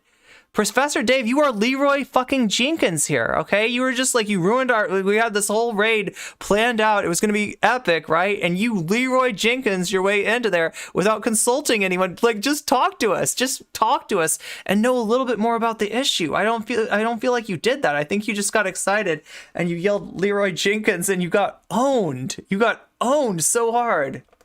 Trans people, a bit of a departure from my typical content, but I thought it would be a fun experiment to critique both Oh, by the way, chat, I just saw Xander Hall's video on Professor Dave Matt Walsh. It looks like motherfucking Xander Hall is clout chasing Professor Dave, so yay for our boy. Streams of a touchy topic. I was a little worried about getting attacked by the woke mob based on what I said about comedians and sports, and I did get a bit of that with varying degrees of legitimacy. But it was nothing compared. Wait, so the woke mob wasn't completely without like merit? They're like, wait, this is so bad though. He admits that he didn't get everything right, but he doesn't do anything to correct it. To the avalanche of whiny incels sent over by Matt. And see, so here's me noticing, Professor Dave, that you are indeed saying that you got a lot of fucking bullshit back from the right wing. Okay, so I don't think you're, I don't think you're completely both sidesing this, but it's I don't know. You're arguing from such a weak point here. And I don't really understand it. I feel like more people should watch. If you want to engage with the right wing, at least watch through Innuendo Studios' alt-right playbook. At least do that, right? A couple of times, probably. There's a lot of good stuff in there. I just want people to understand rhetoric at a higher level, understand how agents of disinformation work. And if you're going to push back against one, do it strategically, because there's a lot to lose. There's potentially a lot to win from these situations, but there's definitely a lot to lose. Walsh himself. They all had lots to say about how I'm a groomer and how Matt totally destroyed me. Of course, this is because Matt couldn't help but attempt to respond to my video, and what's this? He canceled me? But he does that to everyone. Hey, Amarafe, good to see you, meow. Oh no, don't I know, right? The woke mob. Yeah, so we're canceling Professor Dave tonight. No, not really. I'm trying to open the door to Professor Dave. I've talked to him a little bit on Twitter. Okay, so this is the guy that got me through my, let's be real. He got me through like Gen Chem 1, okay? Like not entirely, but like I use his videos to study some stuff, right? I think he's a good content creator. I like him. You know, like I think he's awesome. And I love the fact that he's grown so much. When I used to watch his science videos, he was tiny. He has done like, you know, debates with like flat earthers and stuff like that. He's blossomed. He's like a whole nother thing now. I had no idea he would get this big. So like far be it from me to just like, I'm not trying to bury Professor Dave here, but like we watched his video, you know, responding to Matt Walsh's "What is a woman" garbage, and we found it lacking. Now, Matt Walsh has responded to him with his characteristic, you know, the person criticizing me is canceled, right? He does that to everyone. He did that to Samantha Lux. You know, anybody that he like features their content, that he pushes back on their content, like criticizing him that's his, it's canceled as like his series, right? So he's like, oh no, I'm canceled. Okay. Cancel me, Matt. What'll I do? Cancel me, daddy. Wait, what? Oh, what if it was the woke Yakuza? So what was this masterful analysis that so totally destroyed me, bro? Let's go through it top to bottom. Let's go through this together. Everybody seems to be furious about trans people. Half of us are furious that they exist, and the other half are furious about what the other half is saying. I would like to jump in and see if I can clear up some of the ways that people are talking past each other. Now, it's no secret that I'm a bit on the liberal side, but rest assured, the left is not going Look, I will say only a bit. No, just kidding. I mean, yeah, like, okay, yeah. to get away scot-free on this one. They're missing the mark on a few key points. But as tends to be the case, it's bigots on the right who are the main problem, so let's start there. We're off to a rough start. Putting aside Dave's smug, know-it-all tone and demeanor, something that I will say that I like Matt Walsh's transitions on this video, but I think his choice of like sound effects, like they're a little bit jarring. Like it kind of has a nails on the chalkboard effect. I feel like you're almost there with your sound, but your you know, graphic was on point. I need to get a graphic like that made for me. I could absolutely use a transition like that. seems to be a matter of instinct for people like him, so I'm not going to hold it against him. Smug know-it-all tone, Matt? Pot, meet kettle. The real problem is that in the I love this guy. very first sentence, he's already wildly and intentionally mischaracterizing his opponents. In 30 seconds, he gives us a straw man and an ad hominem. Wait, you think it's A strong you think man. that transition's a kind of a boomer? Should I leave that transition alone? I don't know. It looks pretty clean. The canceled sound is really grating. Yeah, like, I don't know. There's a lot about Matt Walsh that's grating. And an ad hominem, look out. The two favorite phrases of every internet narcissist incapable of actual discussion. It's Matt Walsh's No, voice Matt, and what I said is existence. neither of Yes, those yes, things. MRFA. It's called hyperbole. I know that's a big word for you. Here's the Okay, listen, like you're being a little bit annoying, but like, hey, you're doing it to Matt Walsh, so no argument with that, right? definition. An exaggerated statement Professor or claim Troll. that is not meant to be taken literally. You're acting like I literally meant that 4 billion people are mad that trans people exist, and the other 4 billion people are mad at the first 4 billion people. Really? Not much of a scholar of language, I take it. It's just a fun way of saying a bunch of people and a bunch of people. which signals that he doesn't have much to offer beyond this point. Because if he actually planned on making a compelling argument, he wouldn't come out of the gate breezily dismissing millions of people as bigots. Sorry, not millions, billions. Sorry, which billions are we talking about? You're now blending the two halves statement and the bigot statement for some reason. I said it's bigots on the right who are the main problem. That's true. There are bigots on the right, and they are problematic. That is not equivalent to saying everyone on the right is a bigot. As is evidenced by the large numbers of conservatives who thanked me for my video, saying that they learned a lot, despite your minions mindlessly repeating your straw man. We're off to a really... Like, I mean, you're showing me like 6 comments You know, and I'm glad that there was some people that learned something from this, right? But like the question is, are you winning, son? Are you winning on the numbers? And I don't think you are. You know, right? You like I said, you pushed the boulder up the hill, and then the boulder slid back further. And that sucks. But you know, I need you to acknowledge that. I need you to like reappraise. But I'm not trying to, I'm not trying to cancel you. I'm not Matt Walsh. How about that? Really bad start here, Matt. You've demonstrated immediately that you can't understand simple sentences. Yeah, you can call the Republican Party bigoted. That's not a spicy take. Me to stir up hatred. That's not a spicy take. Yeah, that's it. He says that the people on the other side are furious that trans people exist. Yeah, you are. That's why you're denying their identity and have devoted your life to spreading bigotry. All of your content is like this. You make videos hating on feminist comedians, which really just means women, because you hate that women can be funny. You can't help but hate. Just saying you're not a bigot he is kind of a hater. Change the fact that you're a bigot. Sorry. We're not furious that trans people exist, but rather we deny the underlying premise of gender ideology. Right, to deny gender ideology. There it comes back and bites you in the ass. You said transgenderism, Professor David, and I think that you were thinking of that word as being more medicalized than it actually is. The actual source, the derivation of that word, at least as the right wing uses it, is that my existence as a woman is a matter of ideology. So the thing that you said that, you know, like should be affirmed, right? That is, you know, them not affirming that. The identity of trans people, you call it an ideology to pretend that there's an institution to rage against. Overall, it's a mess, and we're only 30 seconds in. Let's continue. The primary issue is people who deny transgenderism. These are the people who spew the tired Fox News talking point. Okay, so understand that what Professor Dave has done is he has taken a right-wing term and he's just like kind of accepted it, right? Like that transgenderism, that frames something differently. And now the framing is on ideology.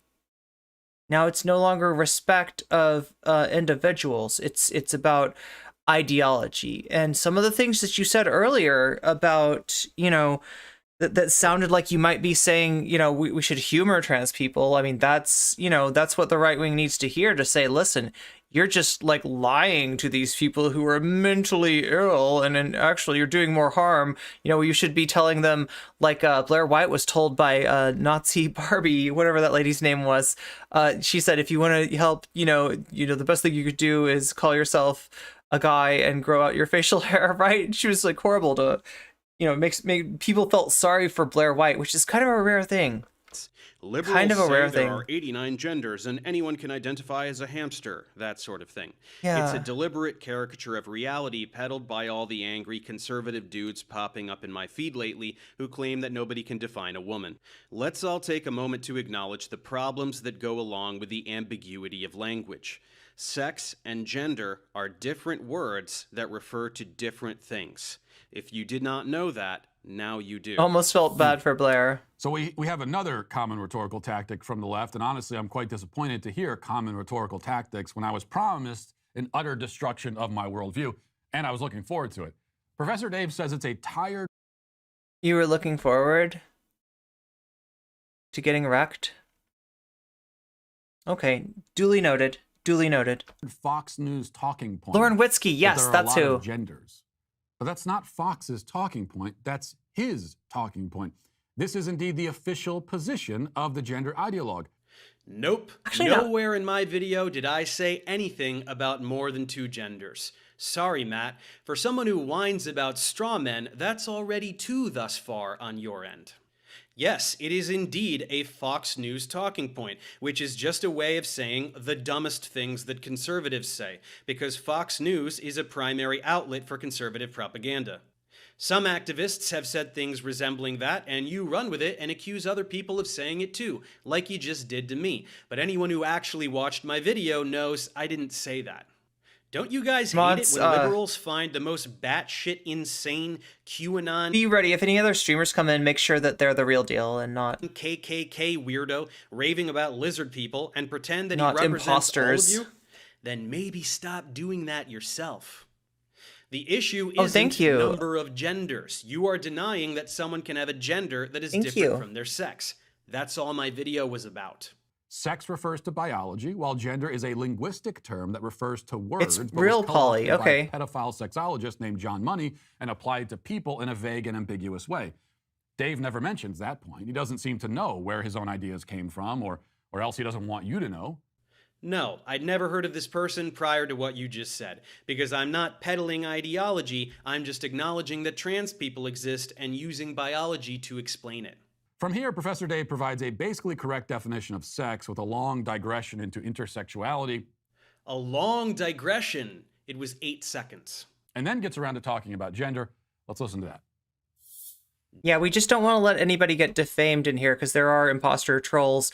And some streamers, I don't know if you believe this or not, Polly, but some streamers have been just like referring to the trolls as whatever they, appear to, or whatever they're, saying that they are. I think that can do a lot of harm. So I'm trying to avoid doing that harm in this case. But yeah, it does seem like we have confirmation. This is the real Polly people. Gender is a different phenomenon. It is still biological, but it is a neurochemical construct. This means that ultimately it is still genetic in basis, but it absolutely is not determined merely by the sex chromosomes. It is tremendously more complicated, and researchers are still working to understand the biological basis of gender identity. Human psychology is complex. People need to deal with that. Thoughts and feelings are ultimately chemical phenomena. We all have a neurochemical profile that guides how we think and feel, and part of that is gender identity. The reason that we are just now becoming equipped to differentiate between the two phenomena is that in the vast majority of humans, somewhere between 99 and 99.9% of all people, gender identity aligns with biological sex. So gender identity has a neurochemical basis because it's a feeling, and feelings can be traced back to brain activity.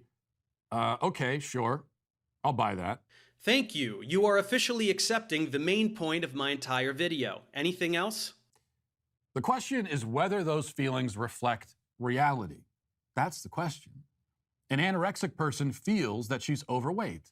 The feeling is a biological phenomenon in the sense that it's happening in her brain in the same sense that a man feels like a woman. But we understand in her case that the feelings are disordered, incorrect, wrong, delusional, and so we work to treat her brain, her feelings, to more accurately align them with reality. Matt, this is the best you can do. In the case of someone who is anorexic, there is a disconnect with something that is objectively measurable and quantifiable in the external world. If they feel like they weigh 300 pounds and they objectively weigh 100 pounds, that's not the same thing as gender identity, which occurs exclusively Like he cares about anorexic people. Oh, I'm sure. in the brain. Oh, what other brilliant analogies have your followers thrown at me? Can I identify as rich if I'm poor? No, your bank account is based in external reality. Can I identify as president if I'm not? No, people voting is based in external reality. Can I identify as Chinese if I'm white? No, your genome and birthplace exist in external reality. I'm sure he's against healthcare for all. Getting the pattern? So I'm sorry, this whole bit is an enormous miss. But let's keep listening anyway. The unfortunate linguistic coincidence is that we use terms like man and woman or male and female in describing both of these phenomena. That is where So I want to acknowledge that where I'm being quiet here is where I don't have a particular problem with anything that, Professor Dave's pushback that he's offering. Yeah, so far so good here. When people insist that one term must encapsulate I mean, there's obviously like little things that, so when but I'm trying to talk about, the major issues. What is a woman, expecting to get a very simple answer that children can understand? They are sorely mistaken. The answer requires a discussion of genetics and neurochemistry. Yeah, and the fact that if you ask a variety of women what it means to be a woman. So thank you for the sub, Sir Irene. I think I said your name right. I hope I said your name right. You can let me know if I did not say it right. So yeah, what the fuck was I just saying? Well, I'm sorry you find it offensive, Dave, but yes, I do deny the concept of gender as it was conceived by John Money. You accept that concept as gospel. You're offended that anybody disagrees with it. Again with this guy. I don't know him or care. The concept of gender does not depend on what one guy said. You're like creationists who try to debunk evolution by defaming Darwin, as though modern... I mean, let's put it this way. He does like a cherry-picking operation, right? Where he finds things that he thinks he can push back at. Now, sometimes he doesn't find a way to push back at the point, or he's not familiar with the point and he doesn't want to familiarize with him. An easy way for him to attack there. And like, I just naturally am like, little dude. Oh my God, thanks for the gift sub, Emma Sale. Yeah, when he's... So what he's gonna do here is he's gonna pick the easiest arguments, right? And if he can't debunk an argument, or he doesn't feel like he needs to, because like a lot of times, like if he can rely on the ignorance of his audience, he doesn't really need to debunk the argument. But here what he's doing is he's finding, you know, Professor Dave says something, he finds somebody who wrote about, studied, or said the same thing, and yeah, like puts it all on them, and like, well, they were, you know, a Pedialyte drinker, right? And it's like, okay, so I guess their scientific research is invalid. And if you don't think it's invalid, then you yourself might be a fan of Pedialyte too. That's what he's doing. Yeah, this is okay groomer, you know. Modern evolutionary biology is just people reciting origin of species from memory. Either address what I'm saying without tethering it to some disingenuous talking point, or admit that you can't and have to poison the well instead. Meanwhile, you say that the definition of the word woman is complicated, but please note that it's complicated is not a definition. So you still haven't defined it. No, I did. I defined it in the context of sex, which is the chromosomal definition that you I want to like, be a pet lion. and then I defined it in the context of gender, which is anyone who identifies with a gender identity of female. This is associated specifically... Okay, so earlier he was using man and woman to be the gender identities and male and female to be the sex, you know, the biological sex, right? So, like, we'll assume that's what he meant. Brain development. You and all your willfully ignorant followers can pretend that there is no scientific basis for this, or you could just type some things into Google Scholar and check the literature for yourself. Here's one: Neurobiology of Gender Identity and Sexual Orientation. Let's browse through some other titles, shall we? Sexual Differentiation of the Okay, Human... so chat, if I end up making a video on this, I'm gonna go through these, because he does have some neurological papers that I definitely have not read. I'm a little bit, like, the last I checked, you know, some of the brain scan stuff, like it wasn't as cut and dry as I would have liked it to be, right? It wasn't something that was, you know, you could say, okay, we understand, like, you know, the difference in brain activity or something like that. I'm not sure. Maybe that's changed since I last looked into this. It was a few years ago, you know, when this issue was hot, and I was not a few years ago, it was like a year ago, right? But a lot can change in a year. So I want to take a look into this, as well as obviously Matt Walsh's and Professor Dave's back and forth videos, and make kind of a video commentary on the highlights, which will hopefully be a little bit shorter and more succinct and more organized than, you know, my current mess of a stream. But, you know, I wanted to go ahead and do this just because I've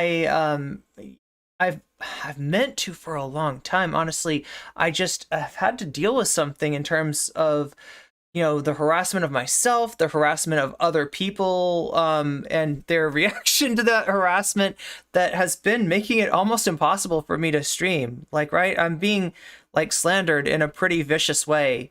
And, you know, it feels to me like that there's people that are going along with what the harassers are trying to get out of this, which is like to isolate me, to make it harder for me to work, to silence my voice. And it just sucks when other trans people and, you know, other leftists allow themselves to be a part of it. However, obviously the right answer for me is not necessarily to strike back with furious anger, right? As much as I might like to, because there's enough leftist infighting already, and that is kind of what the trolls are going for. So, we do the best we can to work behind the scenes and talk to people and let people know what's going on. I think that a lot of these issues of like pointing at each other like the Spider-Man meme can be solved if we actually talk to each other rather than jumping to conclusions.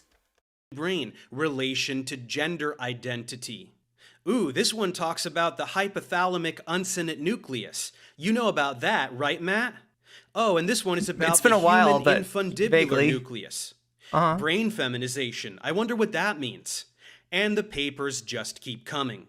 If you disagree okay, so it does look like there might be some new papers that I haven't looked at yet. So this will be great. I'm hoping, if I know Professor Dave, he's linked those resources down below. So I'll take a look at your research, Dave. I'm going to give, your thing full consideration. Like I said, if you do end up coming on my stream, it is not, an ambush. I'm not looking for a big angry debate. There are some things that you and I very much disagree on. But I think there's some things that you're just not aware of, right? And like I said, my biggest problem was that there were certain points, certain premises that you gave up on, that you accepted Matt Walsh's premise when you should have been attacking that premise. But, it's something, none of us are perfect and we live and learn. Findings of these papers. I look forward to reading your peer-reviewed rebuttal, overturning an entire subfield of neurobiology with your non-existent expertise. Let's reiterate, because this really is the main lie for you, and everyone who mindlessly repeats, "What is a woman?" condescendingly on a video they didn't watch which defined it. Earlier, you admitted that you're cool with sex and gender being different things, and you are aware that we use the words man and woman with reference to both terms. The main problem with making a science-based argument when discussing with transphobes is that they can demand an arbitrarily high burden of proof for your argument when they uncritically. Also, like in general, if you look at Innuendo Studios alt-right playbook, right, a big thing that we mess up on the left is by playing defense too much, right? We tend to feel like if they're firing questions at us, if we answer those questions honestly and thoroughly, then truth will prevail. Because, on a lot of this stuff, we're either objectively right or our answer is more beneficial for society than theirs, right? So, objectively right kind of in another way. We assume that that's going to win out. It's not necessarily so. If you stay on the defensive throughout the whole argument, if you allow them to drive you and ask you questions and lead you down these planned out, debate trees, then, there's a good chance that you're not coming off as good as you think. Why is that, right? Because we've got a bifurcated audience. So there's two sides of the audience. You've got, obviously, your side, the side that, ostensibly supports trans rights, and then you've got the right-winger sides. They could not be more bifurcated in this sense, right? Or, I don't know, they could be. Professor Dave could be a stronger advocate for trans rights, let's say, right? But, they're somewhat bifurcated, right? And definitely if I'm arguing against Matt Walsh, those audiences are very bifurcated. So for my audience, they're going to look for things like, did I refute his claims? Okay, I did. So good, right? Right-wing audiences are looking more like about the posture. And if my posture is always defensive, especially if I'm talking a lot, if I'm explaining a lot, right-wingers have this thing that they do where it's kind of like TLDR, like you lose. They take the L because you took too long expressing it. Also, your posture looked like you were losing. My person felt strong. They felt, there was a chat energy. I don't know if you're referring. You're here to hear my perspectives. And for solidarity. Well, that's really awesome. Yeah. I mean, listen, I'm not, I wish it was just you, Polly. I wish it was limited, right? Because that would be easier to deal with. But no, unfortunately, a lot of people respond that way. I'm sorry, I'm in the middle of a segment though, so I don't want to get too sidetracked, but I appreciate solidarity. And I gave you both definitions in my original video and just now. You just didn't like what you heard and are refusing to interface with it so you can placate all the people who were pestering you to respond to my video, even though you have nothing legitimate to say. Nearly every binary has been shown to actually be a spectrum, and it doesn't matter how uncomfortable it makes conservative. I mean, that's a very general statement. I think he in his head he means it more circumspect. Like, right, he's talking about in this particular field, maybe in this set of issues. Like, there's a lot of apparent binaries which have actually been shown to be better described as seeing them as spectrums. Right, but like I know where Matt Walsh is going to go with this. Oh, really? Is that like, right? Prove it or what? You know what I mean? Like it's like, I don't know. This is people. This is kind of easy pickings for Matt Walsh. Nearly every binary is a spectrum? Like what? Sexuality, undeniably so. And sorry, also gender. Do your dance of denial. Nobody cares. As for the claim that 10% of people are gay, where did you come up with that? Where'd you get that from? Well, I'll tell you where you got it from. You got that from Alfred Kinsey, who made that claim in his book, Sexual Behavior in the Human Male, which is the same book that contains a chart documenting the orgasms of infants.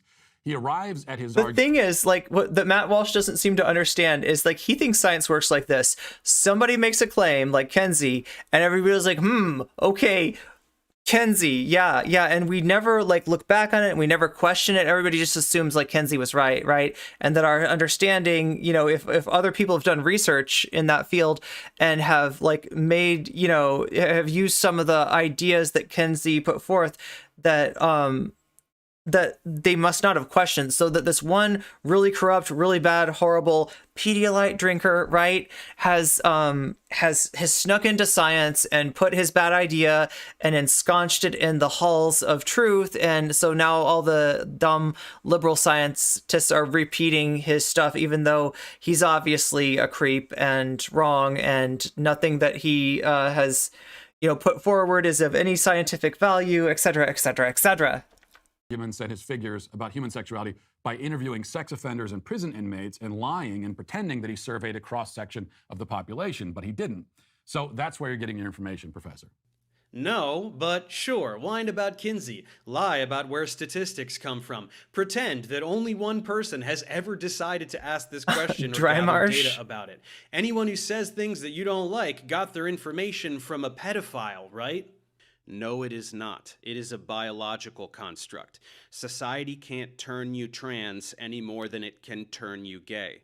Gender is determined biologically. And again, I talked about what I think this means to Professor Dave, and that I agree, I guess, with that gender arises from biological phenomenon, right? But not is influenced by social, like, nurture phenomenon. So in other words, you're not trans because you're not trans because you had a shitty parenting growing up, right? You're trans because of biology going on in your brain. Now, I don't think we understand exactly how everything works in regards to that, but I'm willing to say that that's like kind of a reasonable assumption. I'm not too mad at that. However, like I said, to a lot of trans people, this sounds like he's saying something else, right? Because when we say gender is a social construct, we're not saying it's bad, it's useless, it's fallacious, it should be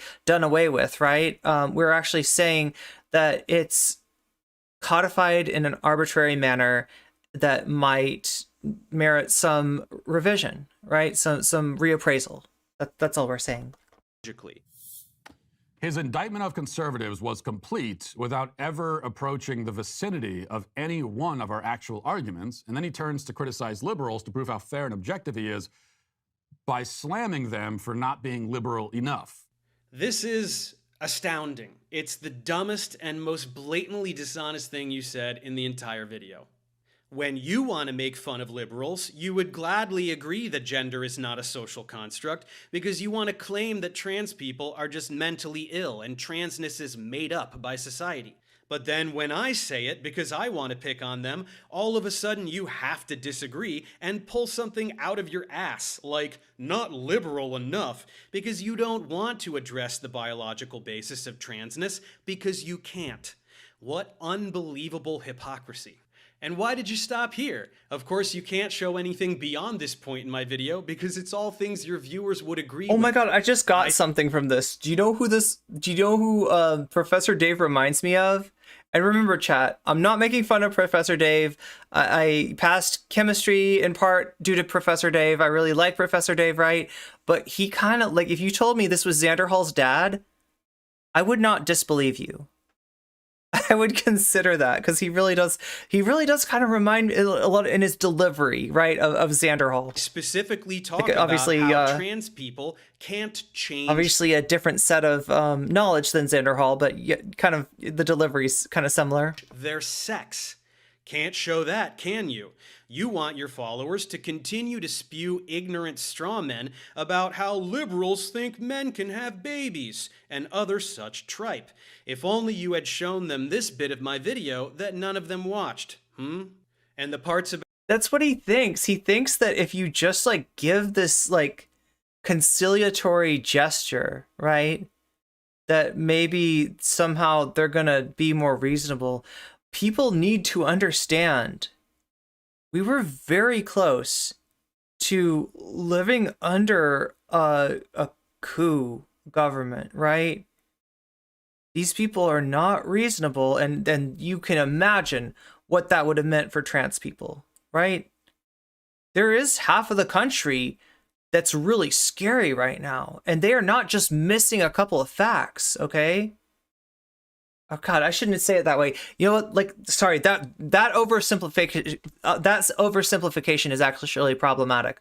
Let's look at it this way, okay? Let's stop thinking of half of the country and half the country, because that's what Professor Dave was doing for some reason for the beginning of his video, and, you know, obviously even he said it's an oversimplification. Let's be real about this. There's like a certain, you know, set of right-wingers that just they're not, you know, gonna change their mind anytime soon. Some of them are going to have to, you know, reach the end of their natural lifespan before, you know what I mean? Like, it's a lot of it is, like, you know, demographic. It's an age group that's you know, just not getting this, not understanding this, not accepting this, right? And some of them are just so filled with hate and have been so adequately reinforced by people like Ben Shapiro and Matt Walsh and others that, yeah, like, I mean, now obviously things can change, right? And time does, you know, move things forward. But right now we are at a really dangerous point, and we're missing more than just a few, like, facts or, you know, things that right-wingers don't understand in order to accept trans people. Like, it's a little bit more than that. I just think it's really dangerous to underestimate the vitriol, the hatred, and the violence there is out there right now for trans people, and the harm that's already being done, okay? Like, even if that U-Haul didn't unload its payload of fucking, you know, thugs into Pride, there is legislation going on right now that is ruining trans people's lives. About comedians and sports? No way. You've got to keep those viewers outrageously setting the stage polarized and foaming for even worse stuff. How else are you going to get those views? The Supreme Court. He also says that society can't turn you trans, totally ignoring the fact that in our society currently, and only in our society, only in the West, there has been a many-fold increase in trans identification. If that's not society turning people trans, what is it, Dave? Well, Matt, see if you can wrap your brain around this concept. When a society is accepting of a particular identity, more people will feel free to publicly identify that way. You know, like how gay people just suddenly started popping up everywhere in the 70s and 80s and having their own places to gather out in public? Was society turning people gay, Matt? No, people just felt like there was finally a So that's what he thinks that gender as a social construct would mean, and that's why he kind of bucks against that, right? I don't think that saying gender as a social construct to a right-winger and saying gender identity or gender roles are a social construct, I don't think that actually hits them differently. I don't think that they grok any difference between those two things. They just hear the word gender and they're like, you mean like sex? That's, you know, kind of where they're going. lower risk of getting lynched Oh, or yeah. even murdered just because of who they like to have sex with. I get the feeling you would have been the type to... Well, you're right. It's better than the first video for sure. And the one thing that's real that is like that I didn't give Professor Dave credit for in my initial tweet was that at the end of this, he does, I would say acknowledge, but he lists, let's just say, he lists some critiques that people had of his video. And I mean, that's better than not doing it. You know, he's definitely, you know, on the right track. I wish he would have left more time for that. And if I do get a chance to talk to him, I would love to, you know, kind of pick his brain on that, because that's the whole thing. And like, I get it. Also, you're a YouTube creator.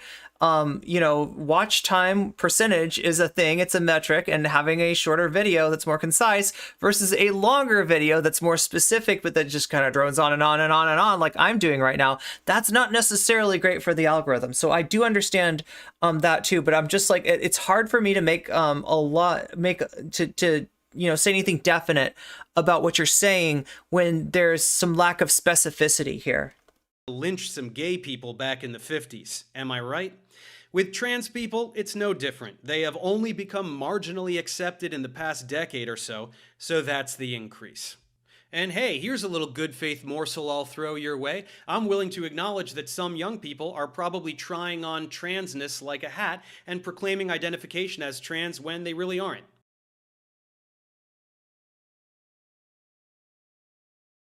Do we have a record screeching sound? Do we have a that's just no. And this is the thing. I was talking with a friend of mine. She was pretty sure that this guy like somehow must have gotten hold of like irreversible damage and you know, some kind of GC stuff like in his exploration of this topic. I almost think like that, and maybe it's just, maybe I want to think Professor Davis better. Because I, you know, like I said, like I have warm memories of him helping me study as a content creator, right? But I think that he might have fallen backwards into it. I think that he might just like be so unfamiliar with this stuff that he doesn't realize how offensive what he's saying is, and you know what the, you know, the people that he's throwing under the bus here, right? God, I hope so. Who knows? And don't start throwing all this kids being mutilated stuff at me. I said okay, this absolutely gets real, nothing whatsoever in my video about children undergoing surgery. And quite honestly, don't really support it, at least not unless and until developmental psychologists can come up with a set of criteria to confidently diagnose transness based on a suite of neurological and behavioral markers. Okay, Professor Dave, now I'm gonna have to break this to you. What was the age that was said? Was it infants? Was it children? What exactly was said? Don't really support it, at least not unless and until in my video about children undergoing surgery. And quite honestly, don't really support it, at least not unless and until developmental psychology. I mean, it's not happening, is the thing, right? Now, he doesn't necessarily say that it is happening, but he kind of behaves as if it is. And I'm sure that if I asked him about it, he would say, well, you know, Matt Walsh believes that it is, and so I'm making the argument that'll. I look. Am I? Maybe I'm being too nice here. Maybe I'm like, you know, cutting him too much slack. But yeah, this is a definite you know, needle scratch moment here. Psychologists can come up with a set of criteria to confidently diagnose transness based on a suite of neurological and behavioral markers. If you say that there have always been this many trans people, but they were all in the closet, you'll then have to explain why there was never, good point, Amirafe. Some young people are trying on cisness like a hat, hoping that they're actually cis so they'll, yeah, not be treated like crap. Exactly. Yeah, that's the more likely scenario, right? At any point ever, a mass epidemic of people committing suicide because they were not affirmed in their gender identity. Oh God, this is such a weird champ argument. How do you know that? People have always committed suicide all through history. How do you know which of them were trans?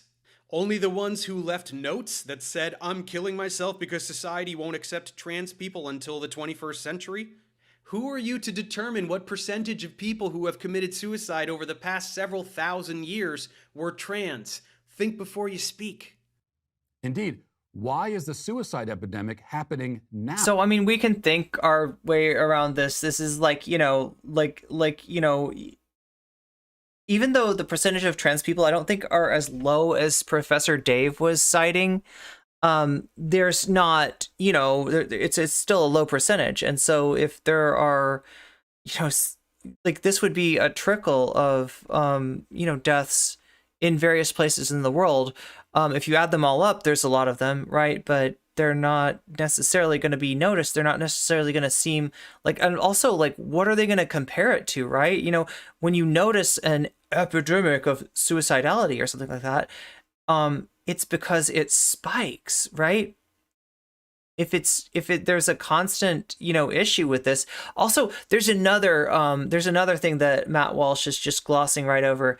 He's making the assumption that like our understanding of gender and acceptance of trans people on some level has just like the further you go back, the worse it is. That like the basically, there was like a no tolerance, and that is true in the United States if you go back somewhat, but it's kind of like it's culturally dependent, and it's not necessarily like a line that's like worse and worse and worse. It's not like the caveman, you know what I mean? Like he's drawing this like kind of oversimplified map of what trans acceptance or acceptance of gender nonconformity was going back, and he's messing up on that too. The most frustrating thing out of all this for me is that I didn't ask for this video. Yes, that's kind of what I'm saying. Like, look, I want to reach out to Professor Dave and stuff, and like, I want him to understand that I do understand that he was coming from the right place here. His heart was in the right place. But like I said, I mean, my analysis of the situation is that he pushed the boulder like 5 inches up the hill, and then it rolled back 8 inches. And that's not helpful. That's really unhelpful. You were trying to help us, but yeah, I don't know. It feels like overall. Now, when trans people are so affirmed. I think it might be people like you, Matt. I mean, good point. Gender ideology is a modern Western social construct that didn't exist until it was invented by psychoanalytical quacks and then parroted mindlessly by people like you. No, gender ideology is a dog whistle that people like you use to propagandize. So here's a thing that Professor Dave and Matt Walsh seem to have in common, like a lack of familiarity, and I'm just guessing, I could be wrong about this, and skepticism about social sciences, right? Because that's what he's saying, is that like social science, and there's a lot of right-wingers, and even just some STEM people that kind of have this attitude that the social sciences are a naked emperor. And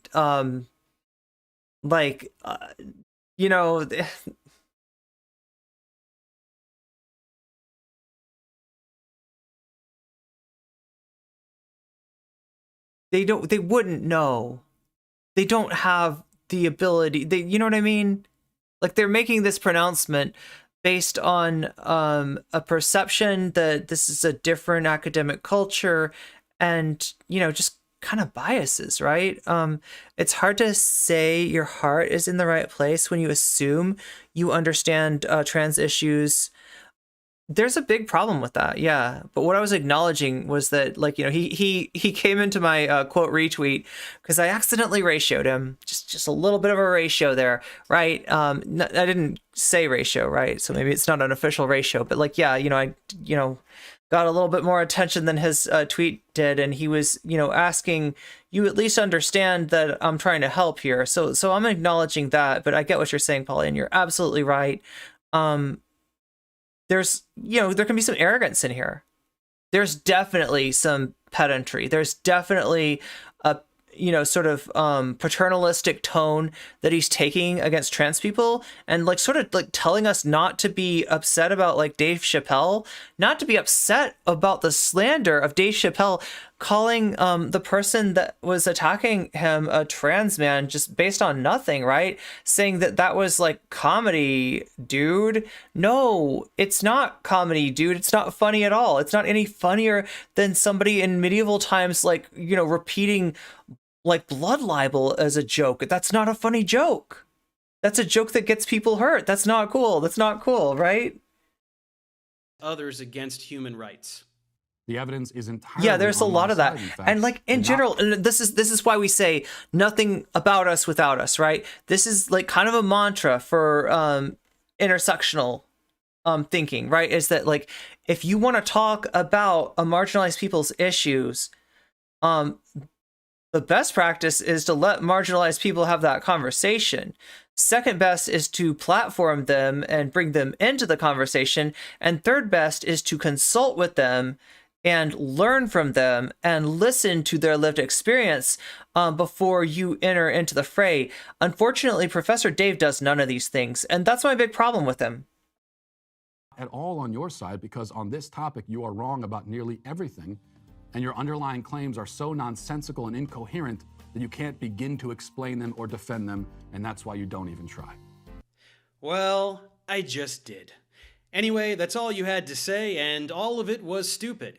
This could have been done face-to-face like grown-ups, as I requested. Oh my by God, what a email debate, the day bro. after I posted my video. Look at this debate, bro. Naively pointing out what I thought to be common ground. But you wanted to do this childish tit-for-tat, and so this is what you get.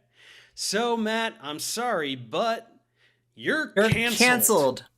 Wow.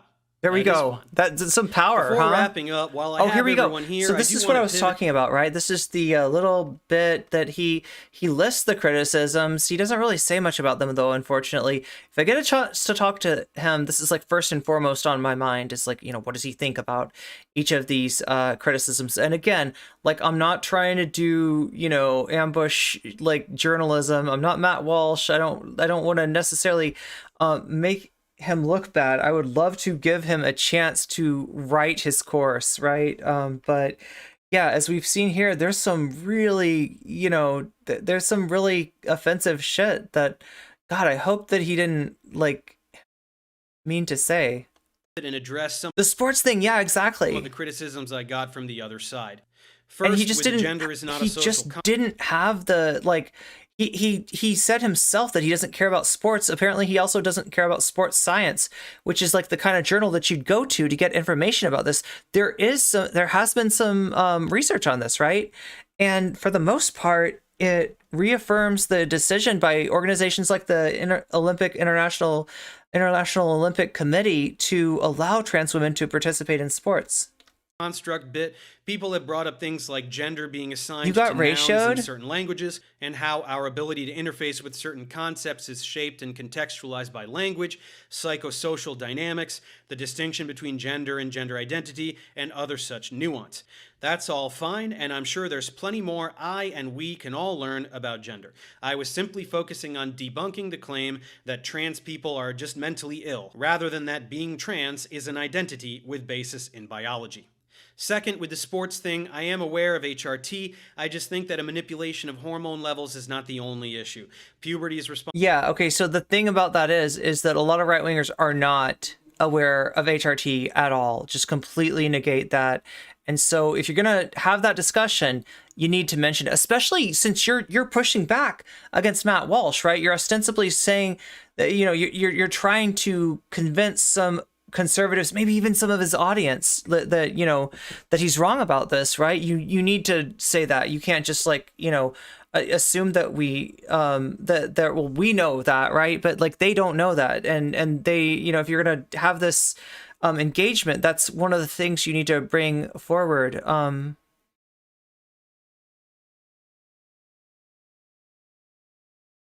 Conceptualization is contextualized by language. Yeah, so difference between cultures and, the way that gender's like regarded in language, psychosocial dynamics, gender versus gender identity. Okay, yeah, so because he said gender roles, right? are a social construct. Yet the other thing that he's missing is that social construct doesn't mean a thing is bad. Like, there's a lot of social constructs that we find useful, right? And I don't think that, like, this is a common misperception. Gender liberationists and gender abolitionists are not trying to take anybody's gender away. They're trying to set you free to express your gender and express a little bit more nuance than has been afforded to us in the past. Actually listening to each other's subjective experience is huge and revolutionary in chat. This is the kind of thing that if we take it seriously and we learn this as a concept, we can move society forward to the point where the roots of the right-wing arguments start to get pulled out. And once we pull out those roots, we have real, sustained change if we're willing to fight for it. Responsible for alterations in anatomy that are not reversed by any kind of therapy. Yeah, that's what I was saying, is that the majority of the effect of the chromosome is related to the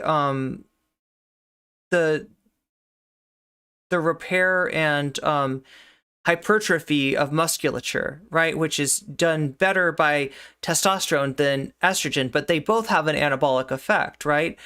They both have a God, what is the word for, like, I guess anabolic effect on the bones as well, with, testosterone being a little bit stronger, but estrogen also playing a role in that, right? Frame of the body itself is dramatically different between the sexes. I do not believe the science is settled here. Yes, it's true that height and weight and musculature vary within the sexes to provide advantages, but most sports don't take that into account because it would be impractical to divide everyone up endlessly by every category imaginable. It is not my intention to infringe on the dignity of any athlete or make sweeping conclusions about how the sports world should move forward. I also understand that... But, I mean, you did end with saying, like, look, I don't care about sports, and, like, frankly, I don't think there's any way for trans women to participate. Like, that, you were just like, there's science isn't in, so the, like, default decision is just to, like, basically, because at least you understood it enough to not make an argument like, let's just create trans leagues, and you know what I mean? That's a pretty ridiculous argument. But, like, the answer of just, like, leaving... trans women, throwing trans women under the bus, trans women athletes under the bus is unacceptable too. If trans men were to compete with women, this would also be unfair due to having more testosterone. There are lots exactly, of problems. Pauly, exactly. Yeah, there's an empirical analysis that could be done too. What instead we get, though, and he was guilty of this. Professor Dave, in his first video, was guilty of this. He showed a trans female swimmer along with some cis female swimmers, right? And that is an anecdote. That is not what we're supposed to be using for science. Like, that is not good. That is not even a case study. That is below the lowest level of proof of research of understanding, right? It doesn't rate. It's a freaking anecdote. That's what he gave us. And, like, I know you had to have some picture up there, Professor Dave, but that was your argument, like, because you didn't have one. You didn't have an actual, like, this is the study that shows that, like, because what you need, okay, so here's the deal, Professor Dave. What you'd want to prove what you're saying about this inherent advantage that trans women have, you'd need a study that takes trans athletes prior to transition, finds out what percentile they rank in of their sport. So of the, competitive athletes in that sport, are they better than 25 out of 100? Are they better than 75 out of 100? Are they better than 95 out of 100, right? So you need that prior to transition. And you'd take that and you'd compare it with a whole bunch of people, right? The mean of both to post-transition. And if what you saw was like a significant, statistically significant rise in their percentile, in other words, they are competing now at a higher level, then you might have some kind of evidence that there's an advantage there. You don't find that. You do not find that. In fact, they have done a similar study to this. Now, it's probably one of these studies where if you look at the conclusions, more research needs to be done, right? That is true of the majority of science. Like, it's very hard to get conclusive data about something, right? So, you're right there, but your response that the default decision in absence of overwhelming proof is to just cut a generation of trans people, of trans, like out of sports. That's absolutely unacceptable to us. By simply saying that I don't care about sports. I hope this will be resolved in the near Oh my God, future is YouTube in a way having that is satisfactory issues? for as many people as possible. And finally, with the comedy, I know that with Chappelle, it all started Yeah, with hey, good point. Yeah, like larger bones, like they always use the bone mineral density as an argument. It's not an argument. You need to find more than statistically significant difference in the bone mineral density. You need to show an effect of that. That is, when you study bone mineral density, you don't just study bone mineral density, you study fracture rates or something like that, or athletic performance, right? That's like what hasn't been done. And like Polly's pointing out, in a lot of sports, like, larger, more mineralized bones could actually be a disadvantage. Proclamation of being team turf, and I acknowledge that this is problematic language. I just You maintain think- that people like you Dave think- don't know about the difference between sex and gender, and accidentally defend the immutability of sex. Accidentally, oh my God, you're way too good faith. You are way too good faith. This guy is making money off of risking harm, including physical harm, to my trans siblings. If you're gonna be our ally, you're gonna need to help us fight this bullshit. If you're gonna be our ally, okay? Don't try to both sides it for brownie points, Because those brownie, like, you see, you really think that Dave Chappelle is just missing, like, if he just understood, if he's just missing like one or two things. Oh my God, no, most likely guys like this will go to their grave still thinking these, still having this biased concept of trans people. As though they are interchangeable. I hope it's That's not the true. main I hope it reason doesn't. made I the hope he video, does to educate change, but like, I mean, you shouldn't expect it, right? people about the difference. I genuinely do not find him or other comics to be hateful. If other people have reached a different conclusion, that is their business, and everyone is free to express their opinion by boycotting any comic.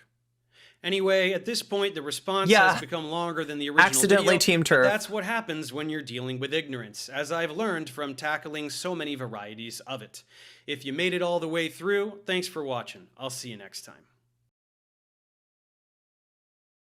I mean, there's a lot that we could talk about here in terms of rhetoric and how the different sides of the political spectrum perceive winning and losing. We could talk about the, sort of Walshian theories of de-radicalization and, where they kind of reach their limits.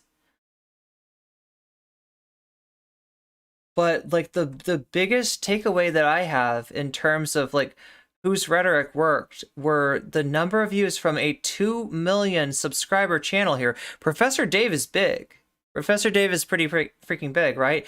Twice the size of Matt Walsh, and yet Matt Walsh managed to get, 4 times the views on his video than either of Professor Dave's video. So, swing and a miss. I want to acknowledge that, you did go up to bat for us, but yeah, you struck out, and I feel like you could have benefited from some consultation with trans people before making these videos. But we live and learn, and hopefully you will too, Professor Dave. So the next thing we've got to look at is from friend of the VOD, Matt Bender. Yeah, so Matt Bender has, I'm trying to remember who his guest is this week. Alyssa Azar, that's his guest, right? And he's always a good resource for this stuff. Matt does good work, and his Twitter. Yeah, go follow Matt Bender if you're not already. Follow Matt Bender on YouTube. Follow Matt Bender, especially on Twitter. I think his Twitter is golden. I am so glad that I follow Matt Bender's Twitter. He's somebody that like I don't always agree with. In fact, I have argued with him on stream before. Right? I didn't expect to get into a debate with my childhood hero, right? But that's what happened, right? I took him to task about FDR actually. But yeah, he's kind of a lib, right? But he does do good work on these issues. So let's take a look at what he's got. The sort of and this board that helped put this together. It started like at 6 minutes or so. Everyone who's LGBTQ or even an ally is a pedophile or a groomer. It's like we are literally living like decades ago now, all of a sudden on this issue. It's literally mind-blowing to see what's been going on. No, absolutely. So if you don't know what they're talking about, and again, chat, sorry, this is they're having a little problem centering her. That's not my video. That's Matt's or that's Alyssa's video that's not centered. They're talking about the situation in Idaho, Coeur d'Alene. There was actually a pride event thrown by, as I understood, there was a cop that was instrumental in the organization of Pride in Coeur d'Alene, Idaho, right? So this event might have had a little bit more protection than other Pride events, since I don't even know, it might have been like the sheriff or something, but like one of the big cops was like super influential in this, right? So they might have gotten a little bit more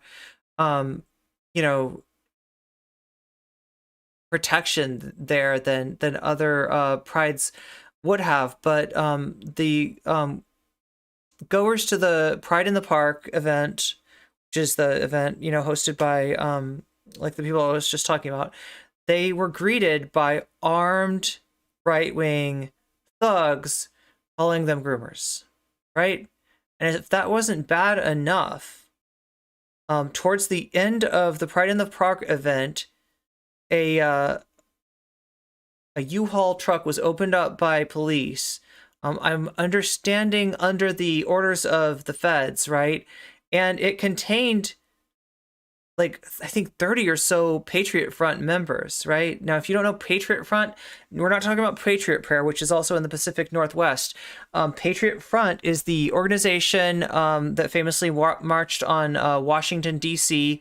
with shields, sticks, and blue shirts and khakis. People say that they look like the Best Buy, like the, what is it called? The nerd team? The nerd, what is it called? I can't remember. The Best Buy thing where they fix your computer. It's called... I can't remember. Anyway, so yeah, they look like they work at Best Buy. They're dressed a little bit silly, but understand, this is the reformation of Vanguard. Vanguard was an organization which participated in Charlottesville, and in fact, one of their members was the one who murdered Heather Heyer. So after that happened, they just started calling themselves something else. And just like rebranded and like, right, but Patriot Front is is them based. It's a right-wing white supremacist, like scary ass fash organization. Geek Squad. You yes, had mentioned the Geek Squad. increase Yes, in far right groups just since 2019. In 2019, the increase in anti-queer hate groups rose 43%. I would be terrified to know what that number is now. And you had mentioned Charlottesville. I'm sure we'll get into that later, because there's a lot of connection between Charlottesville and what we saw this past Saturday. And a lot of these groups, they kind of just float all over the place. It's like, they're talking about, anti-CRT stuff, and then they kind of go into like this anti-trans, anti-abortion. It's a lot of the times we're seeing the same people just kind of go from, one hot topic to another. And unfortunately, because of their propaganda and their use of social media, they oftentimes have a lot of success, especially when they're kind of directing that towards a younger demographic. Oh, right, absolutely, and let's dive all into that in just a second. First, let's I guess get down to the basics of what was going on this weekend. Perhaps people are unfamiliar. I'm sure a lot of my listeners are familiar, but for people who are tuning into this and have no idea, what happened this past weekend, break down where were you? Like, where were you this past weekend? What was the event going on? The city, ostensibly, what were people doing? Yeah, so Watch Matt be completely incapable of pronouncing Coeur d'Alene. on Saturday there was an event in Coeur d'Alene, Idaho, which was called Pride in the Park, and the flyer for this event was put out by the organizers months in advance. Certain French words are very hard for Americans to pronounce. Coeur is one of those. So, wait, is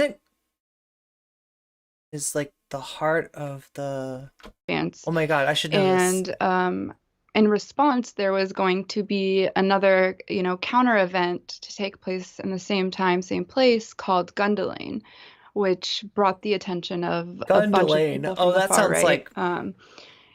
Sounds like a blast. If you look on a lot of these, far right extremist propagandists, social media personalities, they kept boosting this event and kind of drawing more attention from, all sorts of vile people. So we're really going to get into libs of TikTok here, because a lot of what they do is emblematic of the right-wing strategy. Libs of TikTok points the weapon, and, kind of the most disturbed right-wing extremists pull the trigger, right? This is a bad dynamic, and then libs of TikTok is like, what did I? No, I was just highlighting the thing that they were doing over there. I didn't do anything. It's like you're literally directing stochastic violence. You're literally pointing stochastic violence at people. After that, more and more groups kept emerging, putting out either announcements or flyers that they would also be in attendance. People kind of created their own little prayer in the park marches and stuff like that from their own groups to take place in the same day. So, on one side you had a Pride in the Park event taking place, and then all these different right-wing and Christo-fascist groups also kind of conjugating in the same spot. Right. So is this an event that usually happens without any issue? I mean, obviously, I don't know how long it's been going on, so I'm sure if you go far, if it has been going on for a long time, it probably has received some sort of blowback. But, in recent years, I'm sure this is an event that just came and went without much fanfare. Yeah, so this is the first time the event took place. Time is cubic. Since the 2-year hiatus due to COVID.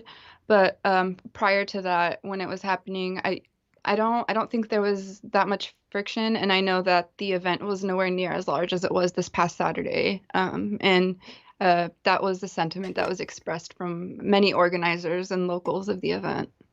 Thank you, Chef. This year definitely drew. Sorry. Right. No, it's okay. I was gonna ask, can you scooch over a little bit to your right? There's an issue with there we go. Perfect. Now you're perfectly centered. Yeah, so I'm gonna remember if this happens to me to tell them to turn the camera. Because, the problem is that, she's now sitting in a place which is slightly uncomfortable for her, and she's going to move back over. It's bound to happen, right? But, oh my God, I'm getting into this. Is the Inside Baseball chat. I'm sorry. You're not interested in this. Took place, so when you went... Unless you're going to host a panel, you don't have to care about this. Cover, or did you sort of know from chatter going around the social media and various different... within different groups that something was going to happen here, or something was going to be attempted here? Yeah, so I mean, I would love to attend, every single Pride event happening in the country, but no, I attended this event to cover it just because I knew that there was at least reportedly going to be a large presence of right-wing and violent right-wing extremists. Right. And that's largely what I focus on. Another part of the picture that I think a lot of people should know is that the group that was present at the Pride in the Park event, I don't want to speak for everybody. There were definitely anti-fascists who were there, but for the most part, this was a very liberal demographic. There were cops that were, walking back and forth in the Pride in the Park event. A police one of the Coeur d'Alene cops is actually is on the same board as the group who kind of put the whole Pride in the Park event together. So if there had been violence, this is just this was kind of a group that was targeted to be attacked that the right wasn't really targeting in the future. I don't want to, they were obviously targeting Pride events, but just kind of the demographic of people who would be there, when I was there on Saturday, they kept calling anyone who would try to argue with them about whatever bullshit they were spewing. They're like, oh, you're Antifa, aren't you? You're Antifa, aren't you? And, when they say that, obviously they don't just mean literally, are you an anti-fascist? But, they mean this like crazy made up Fox News version of Antifa that's being bussed in from, liberal cities. Super soldiers. Right. Do you receive Super your soldier monthly cat salary girls from Antifa HQ Tabbies. in Portland, and with multiple different facilities in New York City and Chicago, and yeah, of course, the Antifa super soldiers parachuting in to Cordial. Is it I'm unfamiliar with Idaho, honestly. How do you pronounce the city again? It's Coeur d'Alene. Coeur d'Alene. I was going to say Antifa super soldiers parachuting into Coeur d'Alene, right? CDA, if I'm easier. Right. So without giving away too much, if you have secret special channels that to monitor, how did you know that there was going to be was it just from the various sort of public calls we've seen, or was there more to it that sort of tipped you off to going there? Absolutely. So the first tip-offs I got were I definitely saw a few posts on social media by leftists. Sounds like Zach saying. But they were posting screenshots from, their Telegram channels, the fascist Telegram channels. And I do keep up with their Telegram channels, but there's a lot to keep up with. And my focus is, on the Pacific Northwest and kind of the groups that surround me. So if it wasn't for them, I likely wouldn't have known. But they were all posting in their channels that, they were posting threats, plans to attack that Pride in the Park event, and just started seeing more and more of them as the day grew closer. Right. Now, I've seen the most mainstream call to action in terms of someone on the right talking about this event. Again, I'm on the East Coast. I'm New York City, born, bred, live. This is, and when I follow things going on the West Coast when it comes to, right-wing violence, it's usually in Seattle or Portland or a major city in California. So to hear something on the west side of the country in Idaho, it was completely that's new to me, even from covering this stuff. But what I did see, interesting enough, was, and I see a lot of people saying this seems to be one avenue where they most likely probably heard from it. But have you right-wingers found out about it from that insanely mainstream viral right-wing account, Libs of TikTok? Absolutely. Libs of TikTok was, one of the first major accounts earlier when I had mentioned these right-wing extremist social media personalities. They were one of the first people who, made this Pride in the Park event a threat. And, subsequently, we had people God, I'm trying to think of his name, David Riley, who showed up because of it, and just, really awful, vile pieces of fucking trash. Sorry, can I curse? You can say whatever you can curse. Yeah. Curse to your heart's content, especially on this show. You literally probably, I couldn't do it without dropping an F-bomb every now and then. Yeah. How can you can't talk about Nazis and fascists? It's a funny thing because there's a little bit of a discrepancy. There's some channels that will mute themselves cursing on their videos because there's a thought that maybe YouTube suppresses videos that have curse words. But I mean, that is totally some panopticon shit, right? Because YouTube doesn't say that they do that. There's no proof that they do that, but people police themselves on that anyway, just in case they do that. Yeah, it's very much, superstitious mentality on YouTube, because there's a lot of stuff that they don't tell us about, you know, what makes a video Well, yeah. Saying go fuck. or not go. Big mood. Right. But yeah, to answer your question, absolutely. I think libs of TikTok, that disgusting account, had a major role in what happened in Idaho on Saturday. Right. I mean, this is, I don't want to go off topic here, but I mean, while I, you know, probably this was a bigger Idaho event than this other event I'm going to bring up, you know, you can argue that, you know, Libs of TikTok played a part in here for sure. But then, like, I saw there was that Proud Boys interrupting a drag queen story hour in a library in California, and it's like a library event, and higher right chick who runs Libs of TikTok posted about this library event for kids, and to me, without a doubt, like that one is like. I doubt there was any other news about this event other than from her outside of like the little community that goes to that local library. I mean, ridiculous that account is what that account does. And honestly, I think it's a big reason why we're seeing so much of this homophobic and transphobic hatred online. Huge part in that. Especially when you got Fox News and Joe Rogan promoting the account. It's ridiculous. Absolutely. Absolutely. So you're at this event, and what did you first start seeing? Like, you know, interesting that you mentioned, the first thing that came to my mind when you mentioned how like one of the cops on the police department there is like on the board that helped put this together. It started to come together for me as to like, oh, now it makes sense why like there was actually an arrest there. Like they were not just interrupting a pride event, they were interrupting a cop's pride event, and it's like, that's the one new attribute that makes this different from all the other pride events that they probably would have gotten away with harassing, you know? Yeah. Well, I think propaganda is another big part of it too. I think they took advantage of a huge opportunity. I mean, you know, this big event going on in a city that doesn't usually have events like these taking place. And, you know, like you said earlier, you were mentioning Seattle or Portland, and there's almost, you know, every single time that there's been a right-wing demonstration here or some kind of counter protest, the police here are always just overtly either providing protection for the fascists and for the neo-Nazi groups, and a handful of times have coordinated with them, and there's evidence of that. And I think this was also a time for them to be like, I just wonder, is that not normal in other parts of the country? Like I said, like there's a saying, cops and Klan hand in hand. we're good cops.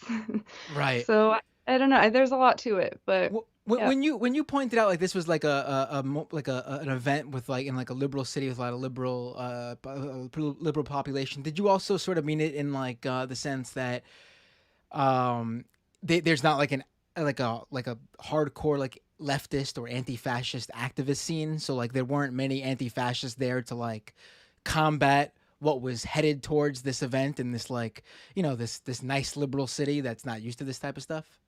Yeah, exactly. But when I said the liberal demographic, I meant just for the Pride in the Park event itself. The city itself, I believe, is pretty conservative. Okay.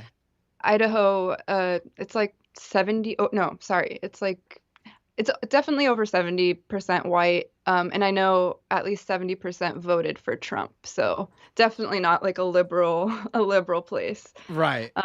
Well, there's yeah. always, you know, there's always liberal cities in every red state even, but that's what I was sort of asking. Yeah. Oh, yeah. But as far as what you just asked about, you know, more like militant anti-fascists who would fight back and, you know, be able to provide protection for when the cops aren't doing anything for, you know, all these innocent people who are just trying to enjoy Pride. Yeah, that wasn't a factor there. That, you know, at least not that I saw it. And I'm sure, like I said, there were a handful of people who are anti-fascists and, you know, maybe even militant anti-fascists. But when you are in that kind of you know, a demographic or location, and, you know, you're one of the only one or one of the only few, there is only so much you can do without police retaliation. Right. Now, when you got there, was there already were there other right-wing groups that were congregating there? Like, what did you see? Because obviously we'll get to the Patriot Front. You know, that's what everyone Yeah. knows about. But I want to also sort of dive into like who else was there, because it does seem like from your own, like I was following you on Twitter and even before. Surprise, 31 Nazis in a U-Haul, back of a U-Haul truck. There seemed to be like even like it seemed like there were people walking around armed and everything. Yeah. So, I mean, the Patriot Front group getting arrested was not until the very end of the event. You know, most people had already Yeah, left or were I leaving. don't understand this part of it, So when I first got there, right? I parked a good ways away. Because like they were in there, like chat, they came out of there with like, they had shields, they had sticks, they had their masks like tied on, they were ready to do some harm to people, right? At the very least. And they weren't arrested till like the very end, so like I don't know, it kind of seems a little strange. And just on my walk over, it was awful. The first thing I saw was this like huge like recommissioned fire truck that said LGBT, but it was like, what is it? Liberty, beer, guns, and I Liberty, don't know what the guns, T stands for, beer, but it was like a and really Trump, fashy Trump, recommissioned Trump. fire That's what truck. it is. There That's were what it cars is. like one after another, just trucks with Gadsden flags, Brooks. thin blue line flags, just covered in like Punisher stuff. There were so many Oh my Confederate God, the flags. Punisher stuff. Just No, a yeah, bunch the of stuff red like flag, that. red flag. And then there was also a good amount Guns of and tits. Okay. police on the ground, both like local law enforcement, state police, and feds that were there. And as I was walking into the park, it's a very large park. On the outskirts of everything, just kind of on my way there, just a bunch of people either holding just really awful anti-queer, anti-trans posters, a bunch of I see one on your feed, right? I'm going to bring it up on so people can see. There's this one. This is, I mean, again, this is the same sort of stuff we're seeing online. You put that there were Atomwaffen Division folks holding up this sign that said "Groomers are not welcome in Idaho." Yeah, I also want to clarify. I made a mistake when I posted that. They were wearing Atomwaffen skull masks, but it's not confirmed that that's who it was. Got It it. could also be the White Lives Matter dudes. But yeah, it's terrifying. White And Lives Safe to Matter say, sounds. right-wing white supremacist bigots. yeah, people who want queer people dead. Yeah. And yeah, they were just all over the place. And they There were was armed, I definitely a think. lot more If of I. them than there were people attending the Pride in the Park event. Lots of people What? in Oh my like, God, that's a scary with all event. their gear on, having rifles and like multiple pistols on their waists, and yeah, they were just all over the place. But then it was so interesting because you walk in a little bit further, Open carry, more like open and intimidate. there's all these booths with, colorful balloons and rainbows and, people with glitter beards and colorful hair just dancing and enjoying their day just The as neon. horror. Yeah. The horror. So this was I just caught that actually. This was a small event, like even the Pride in the Park event, like in terms of like people there to actually have a good time and celebrate and not be fascists. Yeah. Like what would you put the number at, like in terms of like I know you're Yeah. not a professional crowd estimator, but do your Yeah. best. Obviously there were a lot of people in and out throughout the day, but I would say like the entire crowd size was maybe 100 to 150 people. So really not that many people. Right. So did anything happen in terms of, was there any confrontations? Was there any issues before the U-Haul truck, or was it pretty much just a bunch of white supremacists protesting outside, and I'm assuming people yelling back at them and the cops sort of making sure that was the most of it? There were some things that happened. Pretty early on in the day, there was an anti-fascist who was there that was armed. and there was kind of a confrontation with the police because they told them that they were going to be arrested if they didn't get off the property and were going to get them with trespassing, even though, mind you, there were hundreds of armed fascists in the park that they didn't seem to mind They enforce having those weapons gun on laws them. very differently. And then, not long after that, there was also a group of fascists who started assaulting and harassing a very visibly trans woman. And the police ended up arresting her for no good reason and just left the fascists alone. So that was something else that took place. That picture that you just shared, before, so that's when they had showed up again. They showed up to the Pride event earlier on in the day, and a group of anti-fascists went to confront them and push them out of the park, which they successfully did. But those confrontations were very limited because there was a group there from the people who Yeah, organized really. the event. No, I mean, this is kind of a If I nightmare pride. It was organized in part by cops, remember so correctly, they were wearing like orange safety vests, but they kind of kept going up to people who would start engaging with, the various types of fascist neo-Nazis and militia groups and telling them to back off and kind of peace policing and telling people how they should or shouldn't, stand up to fascists. So Right. that seems to limit a lot of it. Also, the police were a huge factor because there was a very large police presence. The cops were everywhere. So Were they, that definitely. do you know, or if you don't know, do you think that they were tipped off that something? Well, I mean, I guess we do, being that what happened later. We'll get to that. Let's get to that first, then I'll ask you about that. So let's get to the big event, that moment that everyone knows about. You gotta. I think I really do feel strongly that you gotta pick your moments and take the wins where you could get them. And I think this is a moment where, regardless of the fact that it's dependent on what was it that Hassan said? Anytime that pigs are attacking hogs, that's a good day. Something like that. police actually doing what is supposedly their job, good that they actually did something, because rarely, like you mentioned earlier, does that happen. So what went on with the Patriot Front folks who showed up? I guess first, who is Patriot Front? Yeah. Hog So on hog. Patriot Front is a fascist neo-Nazi group. Their group began in Texas in 2017 in the aftermath of the Unite the Right rally in Charlottesville. They kind of rebranded from Vanguard America to Patriot Front after one of its members killed counter-protester Heather Heyer at the event. The founder of Patriot Front, Thomas Rousseau, is actually buddies with James Fields, who is the guy who murdered Heather Heyer. And Rousseau actually led the march during the Unite the Right rally that day in Charlottesville. And So what else can I basically, say? it's the According to their Charlottesville's not. manifesto, Patriot It's the Charlottesville Nazis. That's who showed their up. content warning, their Right. extremely racist and You just anti-Semitic rebranded. manifesto. Patriot Front Oh, advocates manifesto. for a Why do people want to call shit on Twitch manifestos, right?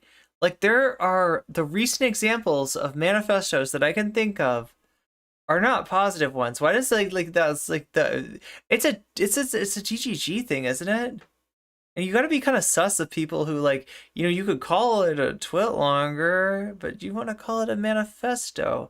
Interesting. separate white Christian-only American ethno-state. Right. I mean, Especially more so these are the- interesting if I told you the same person had a copy of Hitler's manifesto that they bragged about. guys who broke off with Vanguard America, and I guess were the ones who supported what happened to the Unite the Right rally, right? What you just said, these aren't the guys who, I guess, the other side that that went their own way. I guess they realized that there was at the very least bad optics to murder somebody at an event.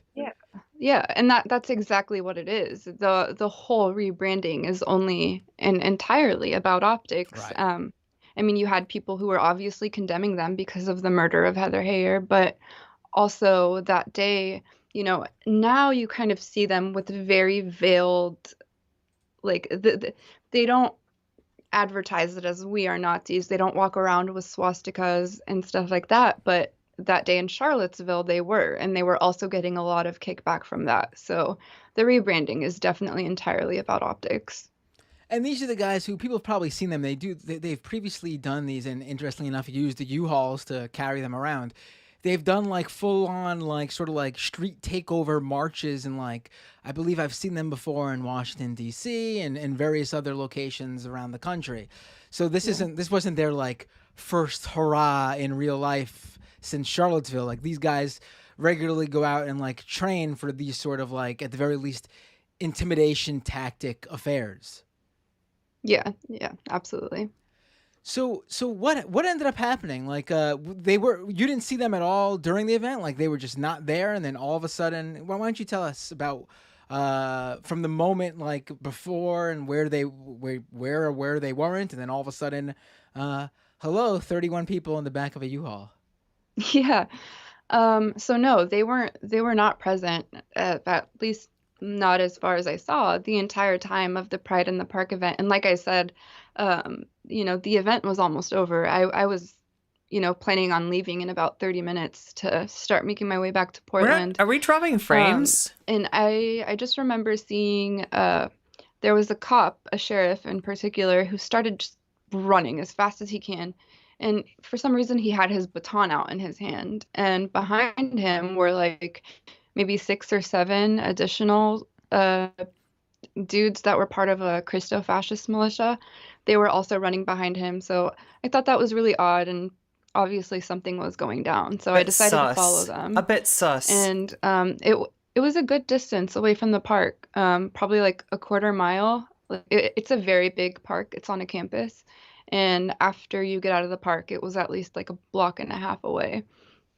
And I just remember seeing a bunch of police cars, and there was also like a white Fed car that was unmarked, and I didn't know it was a Fed car at the time. So, and it was facing the wrong direction in the street. So I was like, maybe there's a car accident with some fash. Like, I don't know what's going on. And then I remember right after thinking that, I was like, holy shit, am I seeing this right? Because I could tell it was Patriot Front by what they were wearing. And I just see this like big group of dudes that look like they were at Best Buy on their knees with their hands behind their back. It should fade. And it was just so surreal, because you never really see law enforcement and police interacting with fascists like this. It's always giving them protection or, something positive, never anything like that. So right. I love how you just said it looked like a bunch of dudes from Best Buy were being arrested. They pulled over the Geek Squad. Oh my God. I mean, I saw this and I was like, what was, a lot of people were making mention about how they were, allowed to wear their masks. But I guess that was sort of just at the moment, because it does seem like they unmasked them pretty quickly after they sort of got everything together. Yeah, I think a big part of that has to do with, so the first video I posted, I got there right as it all started happening. So they had just been placed on the ground. They were all kneeling on their knees, and they had their hands zip tied behind their backs. And it was only like a 30 to 40 second clip of, just kind of panning across, showing what was going on. But right after that, they started picking them up one by one, taking them to the police vehicles, and just, patting them down, searching everything, taking their masks off, Scooby-Doo style. Right? And so they were all unmasked. But yeah, I think it's just because of that first video, people didn't care to look or scroll what happened 2 seconds after that. Right. Yeah, but they definitely all got unmasked. And were they saying, like, were they audibly saying anything while they were kneeling down on the floor like that? Were they like, could you hear anything coming from these guys? Yeah, if they were saying anything, I definitely would have been able to hear them, and not one of them made a peep. They were silent the entire time. I don't know, that could be different when they were talking to the cops and getting patted down by the cops and unmasked, but when they were kneeling on the ground, they were just completely silent. And what about the cops? I've seen reports that they were saying things like how I saw one, it might have been you, but I don't recall. Might have been someone else. Basically, like they heard a cop saying like, "Oh, we got a tip from someone in the group" or something like that. Do you know any details about that, or was it unconfirmed about how the police got a tip off on these guys? Yeah, Yeah, hopefully so it what looks you like just the mentioned about the call came frame later. rate I should get think what you're better referring, I know what you're referring to. any That wasn't second my now. video, but Hopefully. somebody got a cop on Rar. video saying that they were arrested because they got a tip from the FBI, and they said that the FBI had infiltrated their group chats or some of their group chats, and that's kind of how they learned their plans for the day. But afterwards, in a press Jinkies. conference, the cops started saying that they learned about that because they got a call from a concerned citizen. But then they also went on to mention again that they had been working with the FBI. So right now, the cops, as far as what the cops are saying, they kind of left it on that they got a call from a concerned citizen. I personally don't buy that. They showed up from 11 different states. I have a hard time believing that the feds didn't already know about their plans or didn't already know about them coming to, the Pride in the Park event in Idaho. But that's just kind of my opinion. I don't really know. I also in my thread that I had going on Saturday, at one point I had mentioned, and this was before the Patriot Front arrests, that it did appear that the cops were taking orders from feds that day. So, Oh yeah, no. So understand, like from what I've heard, these guys are gonna get charged with a misdemeanor. Right? That's gonna be a misdemeanor. yeah. Now, have you seen that rumor that I saw that that like it's a possibility, or there was some sort of leak where Patriot Front or a member or certain members of Patriot Front wanted this to go down for like this for some reason, like they were planning to call it on themselves as some sort of, I don't know, I guess media hit or something. I have no idea. I just saw this rumor. I don't know what your plan would be to get yourself unmasked and get your name published like that, but have you seen this? The right wing sphere, like the right wing streamers that covered this were saying things like that all of these people were actually feds, that all of these all the guys that got arrested were you know That this thing that was been going around. Yeah, I've seen a lot of rumors circulating about this. I don't and it know. was I like a just false flag it, basically. it That was what could the be, right wing but I was also saying. find it hard to believe that they would intentionally want their faces uncovered like that. But at the same time, lately with all the support they're getting, especially from, the extremist GOP, I wouldn't be surprised with how emboldened everybody is getting on the right. So it's hard to say, but there are a lot of rumors going around. So I don't know. Right, right. Have you seen that report about that one Patriot Front member's mom basically wanting to out him? I Yeah. wonder if she has anything. She has Is it the anything to do mom? with Was it the this. mom? Yeah, you're talking about the one who I think threatened to kick him out of the house. Yes, exactly. Yeah, yeah, yeah. Hey, mom. Maybe she said something like, she knew that he's part of this group and she has been trying to get him out of it, and then basically said it's either the group or you can move out. And apparently he's chosen the group, but it doesn't seem like he's realized that he also needs to move out based on her talking to reporters. So what were they charged with? I think that information has been, because their names have all been released. Was it just like planning to incite a riot or something like that? What was the charges? Yeah. Yeah, so they were all only charged with conspiracy to riot, which in Idaho is a misdemeanor. Their bail was only $300, which there were two people on the Like, just listening to these people, they were saying false flag, but I don't think they believed it. I think they knew they were full of shit. They had to say something, and they couldn't call these dudes Antifa, left so who were arrested that day for they had to call them feds. pretty much nothing, and both of their charges were either double or triple what their charges were. So pretty ridiculous, yeah. But it's still too early. I don't know if we're gonna see any Fed charges come out of this, especially with like, Russo and other people involved like that. But yeah, it's hard to say. Right. I saw very on brand for him. I saw Andy No tweeting about one of the leftists who were arrested, and his whole Oh, the guys his from the whole Pride in the angle Park. in his tweet, like the whole way he presented the story was, this is the leftist that got arrested along with the 31 members of Patriot Front. But all you've heard about are the Patriot Front arrests. Why haven't you heard about this person? And he posted what they were charged with, and it was like carrying drug paraphernalia or something like that. It's like, oh, one of the many drug arrests across the country for ridiculous, which is ridiculous to begin with. The people are being arrested for drug use, carrying drug use or whatever.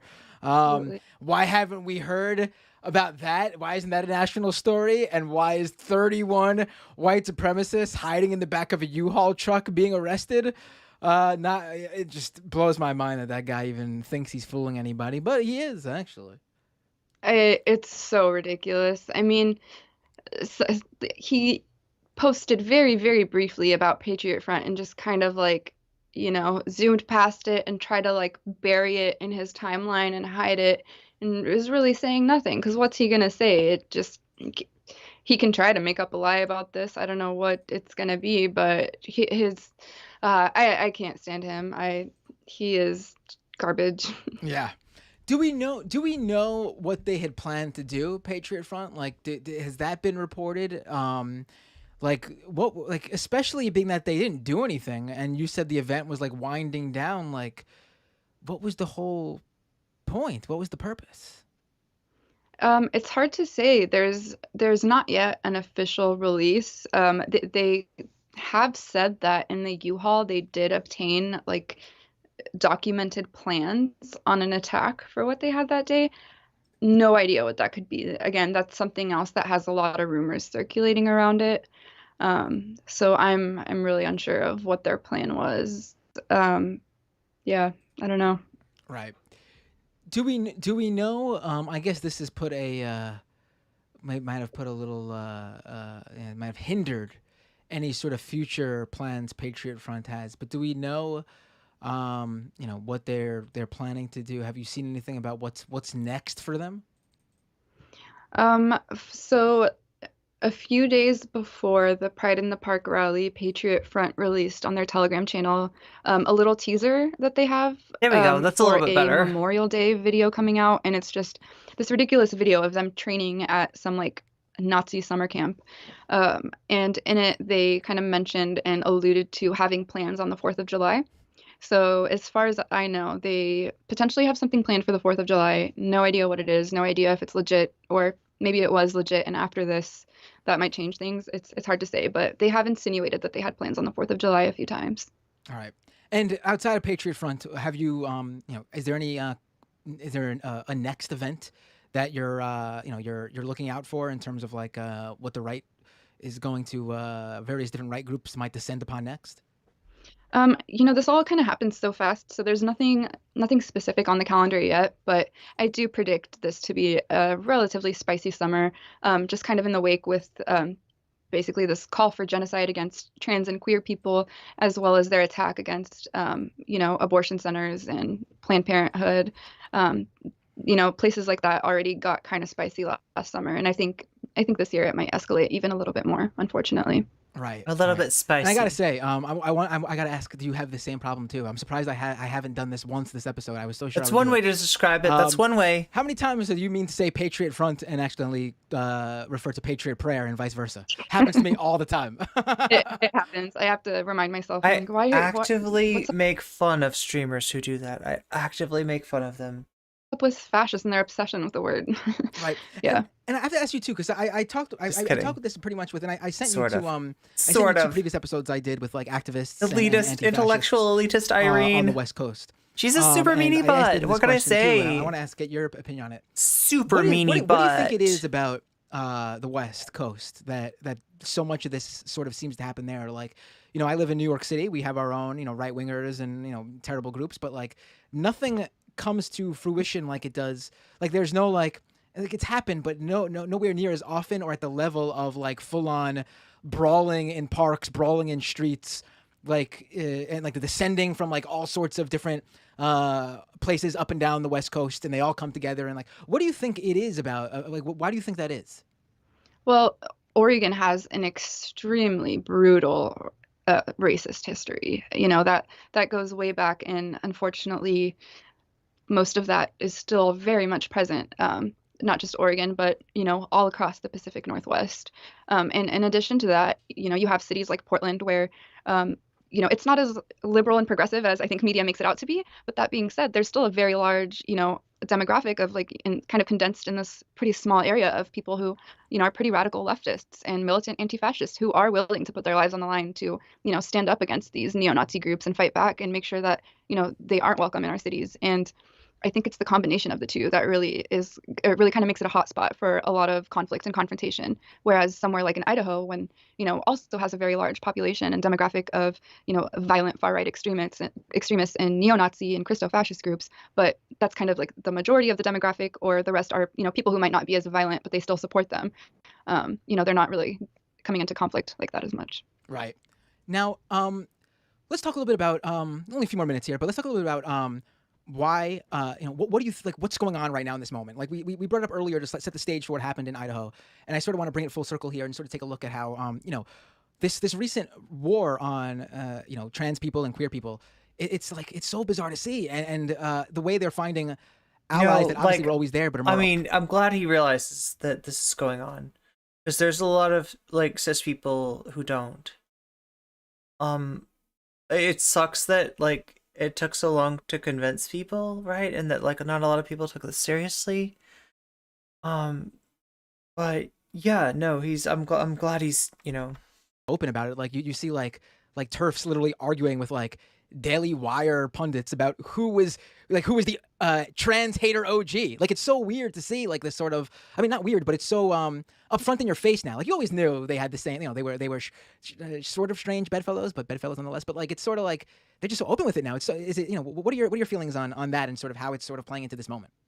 Yeah, I think there's a few variables that we should take into account.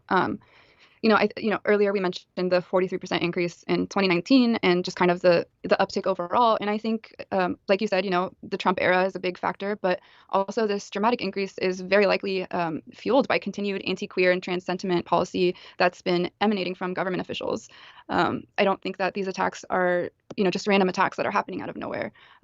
Transphobic and homophobic campaigns are now quite literally part of the mainstream media. Every day now, pretty much every day now, we're hearing some of the most grotesque comments from people in positions of power and politicians, even like wishing people to just be dead. This is, an attack on people's lives. And, conservatives, but also, members of the extremist GOP are also constantly spewing this kind of garbage. And it's really frightening because I think a few years ago, maybe 5 years ago, I feel like a lot of these people would not be caught dead, having any kinds of connections to these violent members on the far right and, these neo-Nazis and these extremists. But now they're openly advocating for them. Patriot Front, the Proud Boys, and other right-wing extremists and neo-Nazi groups have had numerous politicians openly express their support for them lately. We're seeing them in pictures with them. And that's just really scary, especially when the left doesn't really have any kind of support that's even remotely comparable. And when you have these politicians advocating their support for them, it really normalizes a lot of their behavior. And just it's like a never-ending cycle. It gives them even more support. So, I think it's something that we should all be paying more attention to and really, really focusing on the different ways that we can fight back against this. I mean, that's a really great point. And the idea that, the far right is essentially the institutional right wing now. Like this is the think tanks. These are the stand-up Republicans that supposedly are supposed to the old school like suit and tie. Oh, they just want low taxes and small government. No, that's not really what this is all about anymore. I mean, it never really was, but that was always the facade they put on, and they wore that mask quite well. Now, just completely mask off. Absolutely, and that's fucking scary, dude. Yeah, no, it is. I mean, I always sort of to make myself feel better, I guess. I always make it a point to sort of put it in a larger place where it's like, that's sort of, and this is truly what I think, but it doesn't help, that we're in the moment right now, that this is like, they're the loudest right now because this is their last hurrah. Like this is their last chance to get everything they want done, because just like the reality of the situation is that just like generationally too, like by how more diverse and more progressive younger generations are. And polling and stats show that this isn't like how it was in older generations, where like they always love that whole like, oh, you got a heart when you're young, but you get brains and become a conservative when you get older. Like that's not the case anymore. Millennials and Gen Z and ostensibly the generations to come after will not do that, simply because of how fucked up everything is. And and they sort of see that. I mean, that's why they focus so much on like a youth reach out with like Turning Point USA's like young group movement or whatever, and all this other dumb shit they try to do. I remember a few years back when I attended some CPACs covering it, they were all about, like, almost every other thing was about how can we reach out to millennials? We got to get the youth on our side. And it's like, because they know that if they don't get what they want right now, then that the moment is gone. The unfortunate thing is, it seems like they are going to get what they want right now. Yeah, it's pretty scary stuff. But I definitely, if there's anything that gives me hope in this moment, it's definitely the youth. I mean, it's mind blowing how much smarter they are than my generation. They are on it. I mean, a fucking elementary school organized a walkout a few weeks ago. Like, what? It's really rad. It's definitely rad. I mean, we could certainly complain and make completely legitimate complaints about that the gun legislation that was just put together over the weekend. But I mean, at the same time, and I agree with those critiques 100%. But at the same time, it was the direct result of a mass movement of young people putting together these large anti-gun rallies across the country in the wake of that school shooting in Uvalde. And I mean, I think honestly, any step's a good step, and that was a good step. Any step in the right direction, at least. Alyssa Azar, independent journalist covering right-wing violence in the Pacific Northwest. This was fantastic. And your coverage of this event really, I can't stress how important it was. I mean, literally, you were the person that everyone was referring to and sourcing and linking to, because you were right there when this all went down, when the cops pulled them out of the U-Haul and had them kneel down, and all your coverage before that on the various different right-wing groups and personalities who were harassing people at this Pride event in Idaho. So thank you so much for everything you did. And I know you've done great work before. So tell people, where can they find you online and follow you and catch what you've already done and catch your future work too? Thank you so much. First, I just want to say that I really, really appreciate it. You can find me on Twitter at Alyssa Azar. That's ALISSAAZAR. And I'm also on Instagram at Revolution Daddy. It's R3, so it's a 3 as an E. So just Revolution Daddy on Instagram. All right. Alyssa, thank you so much for joining me tonight. I hope you'll... Yeah, definitely highly recommend that follow. You can also follow Matt Bender here.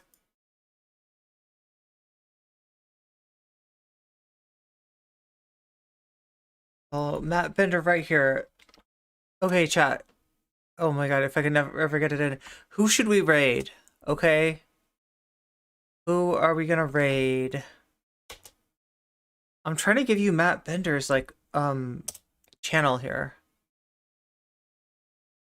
Aw. Yeah, thank you so much for being here, everybody. Sorry I'm so sleepy and everything, but you should like have more videos coming out soon, especially those shorts I know that you love. I hope that you love. I want to find a way to put them like not on the timeline or something so that they're not clogging up your inbox and stuff like that, but I will see. I will have to see. Is Turf Chick streaming?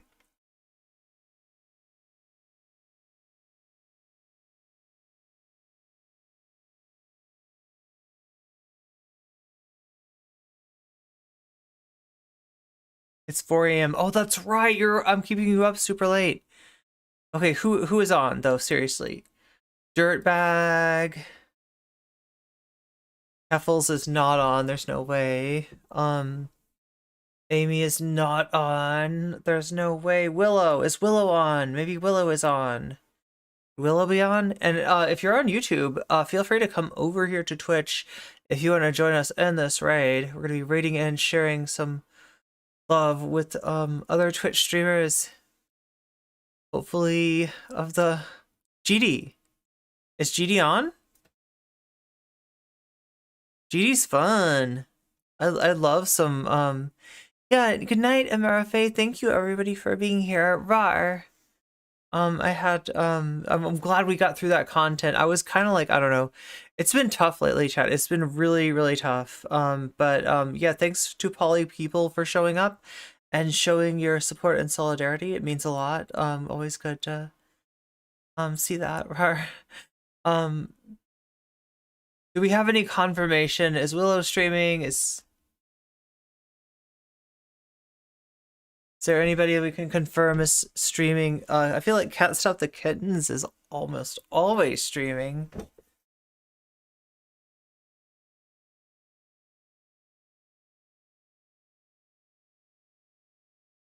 Well, I'm gonna turn some music on until like I figure out who we're gonna raid.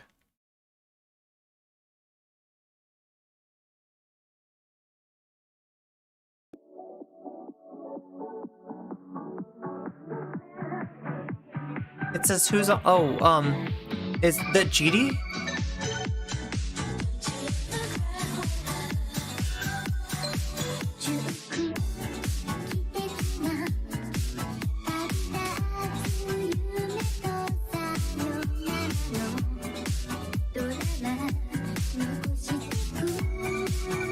Oh, wait, I need my jellies to dance too.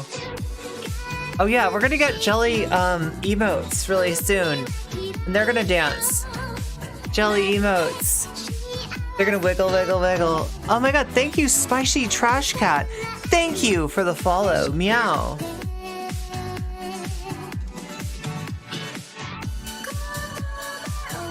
Oh my god, that's a glow up. Jesus Christ, I have not seen like how I used to look in a long time. Wow, I keep on looking better. Be careful when breakdancing? Oh yeah, if you actually like spin on the floor and stuff. Wait, so GD is on, is that our decision?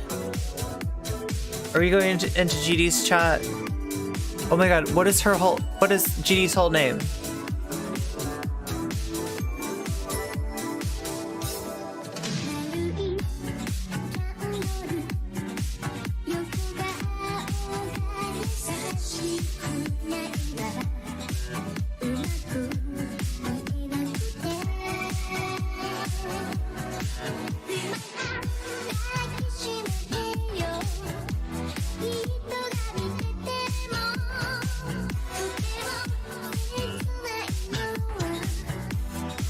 Who are we rating? Oh my god, I totally don't know. Okay. I was gonna put TV. VT. Okay. I was gonna put TV. Oh, let's try that again. I was like, is it GD?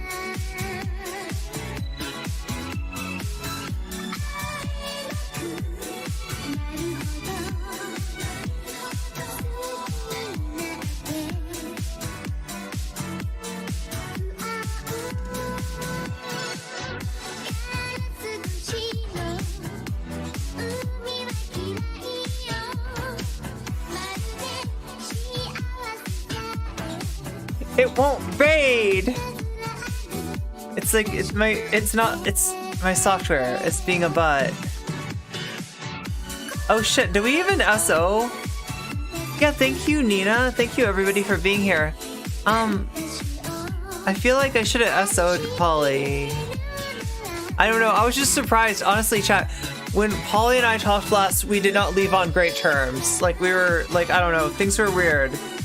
I don't know, you know, maybe my reaching out to people has like done something good. I don't know, but like I'm always there for solidarity if that's what, you know, people want to show. That's my, you know, I just wasn't expecting it. Let's try it one more time. Okay, raid BT.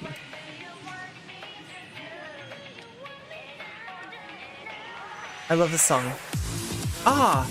Okay, we're just gonna go into like the actual...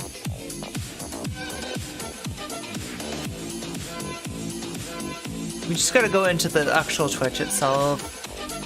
There's no other choice. There's no other choice.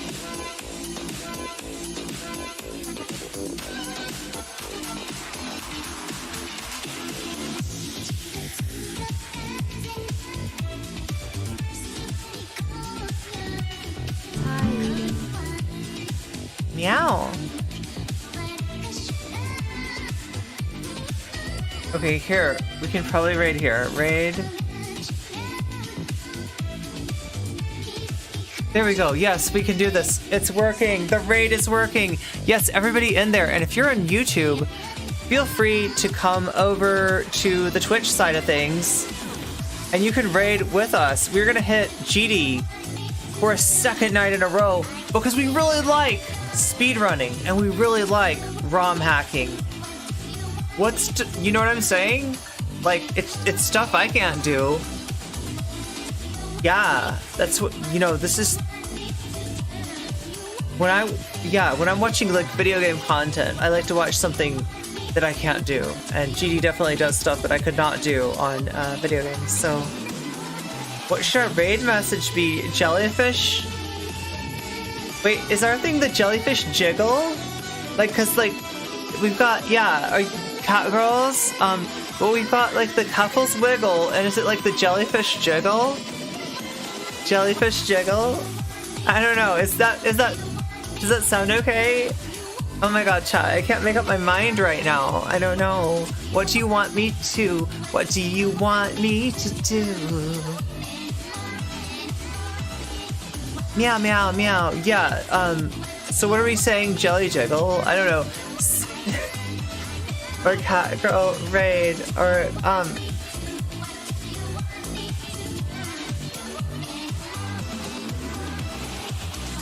I don't know, like, we could say that, like, use your, I don't know, something about stand powers in JoJo, like, because my stand is called Part of Your World. It's like a mermaid-based stand called Part of Your World, and it has the power to speak through the silence. And that's what I was able to do, and thank goodness I was, because that's the only way I, didn't turn back into sea foam, right? And nobody wants to see that, right? You don't want to see me turn into sea foam. You want to see me healthy. So thank you so much for your support in keeping me healthy, and hopefully we can feed that kitty and be even healthier in the future. Good night, chat, and thank you so much, Uwu. Anytime now it's going to raid out, I do believe. It feels like, I'm glad. It was fun for me too. And now we've got a whole bunch more clips to make. Aren't you excited? Check out my TikTok. I have a TikTok. Those clips end up on TikTok. Those clips end up on YouTube Shorts. You're gonna see some of the best moments of tonight's stream in those places. So if you like that sort of thing, and it turns out TikTok kinda does. TikTok's taking a little taste test right now, enjoying it, liking the taste of me dipped in cherry barbecue sauce. And I mean, what's not to like? Honestly, I'm delicious.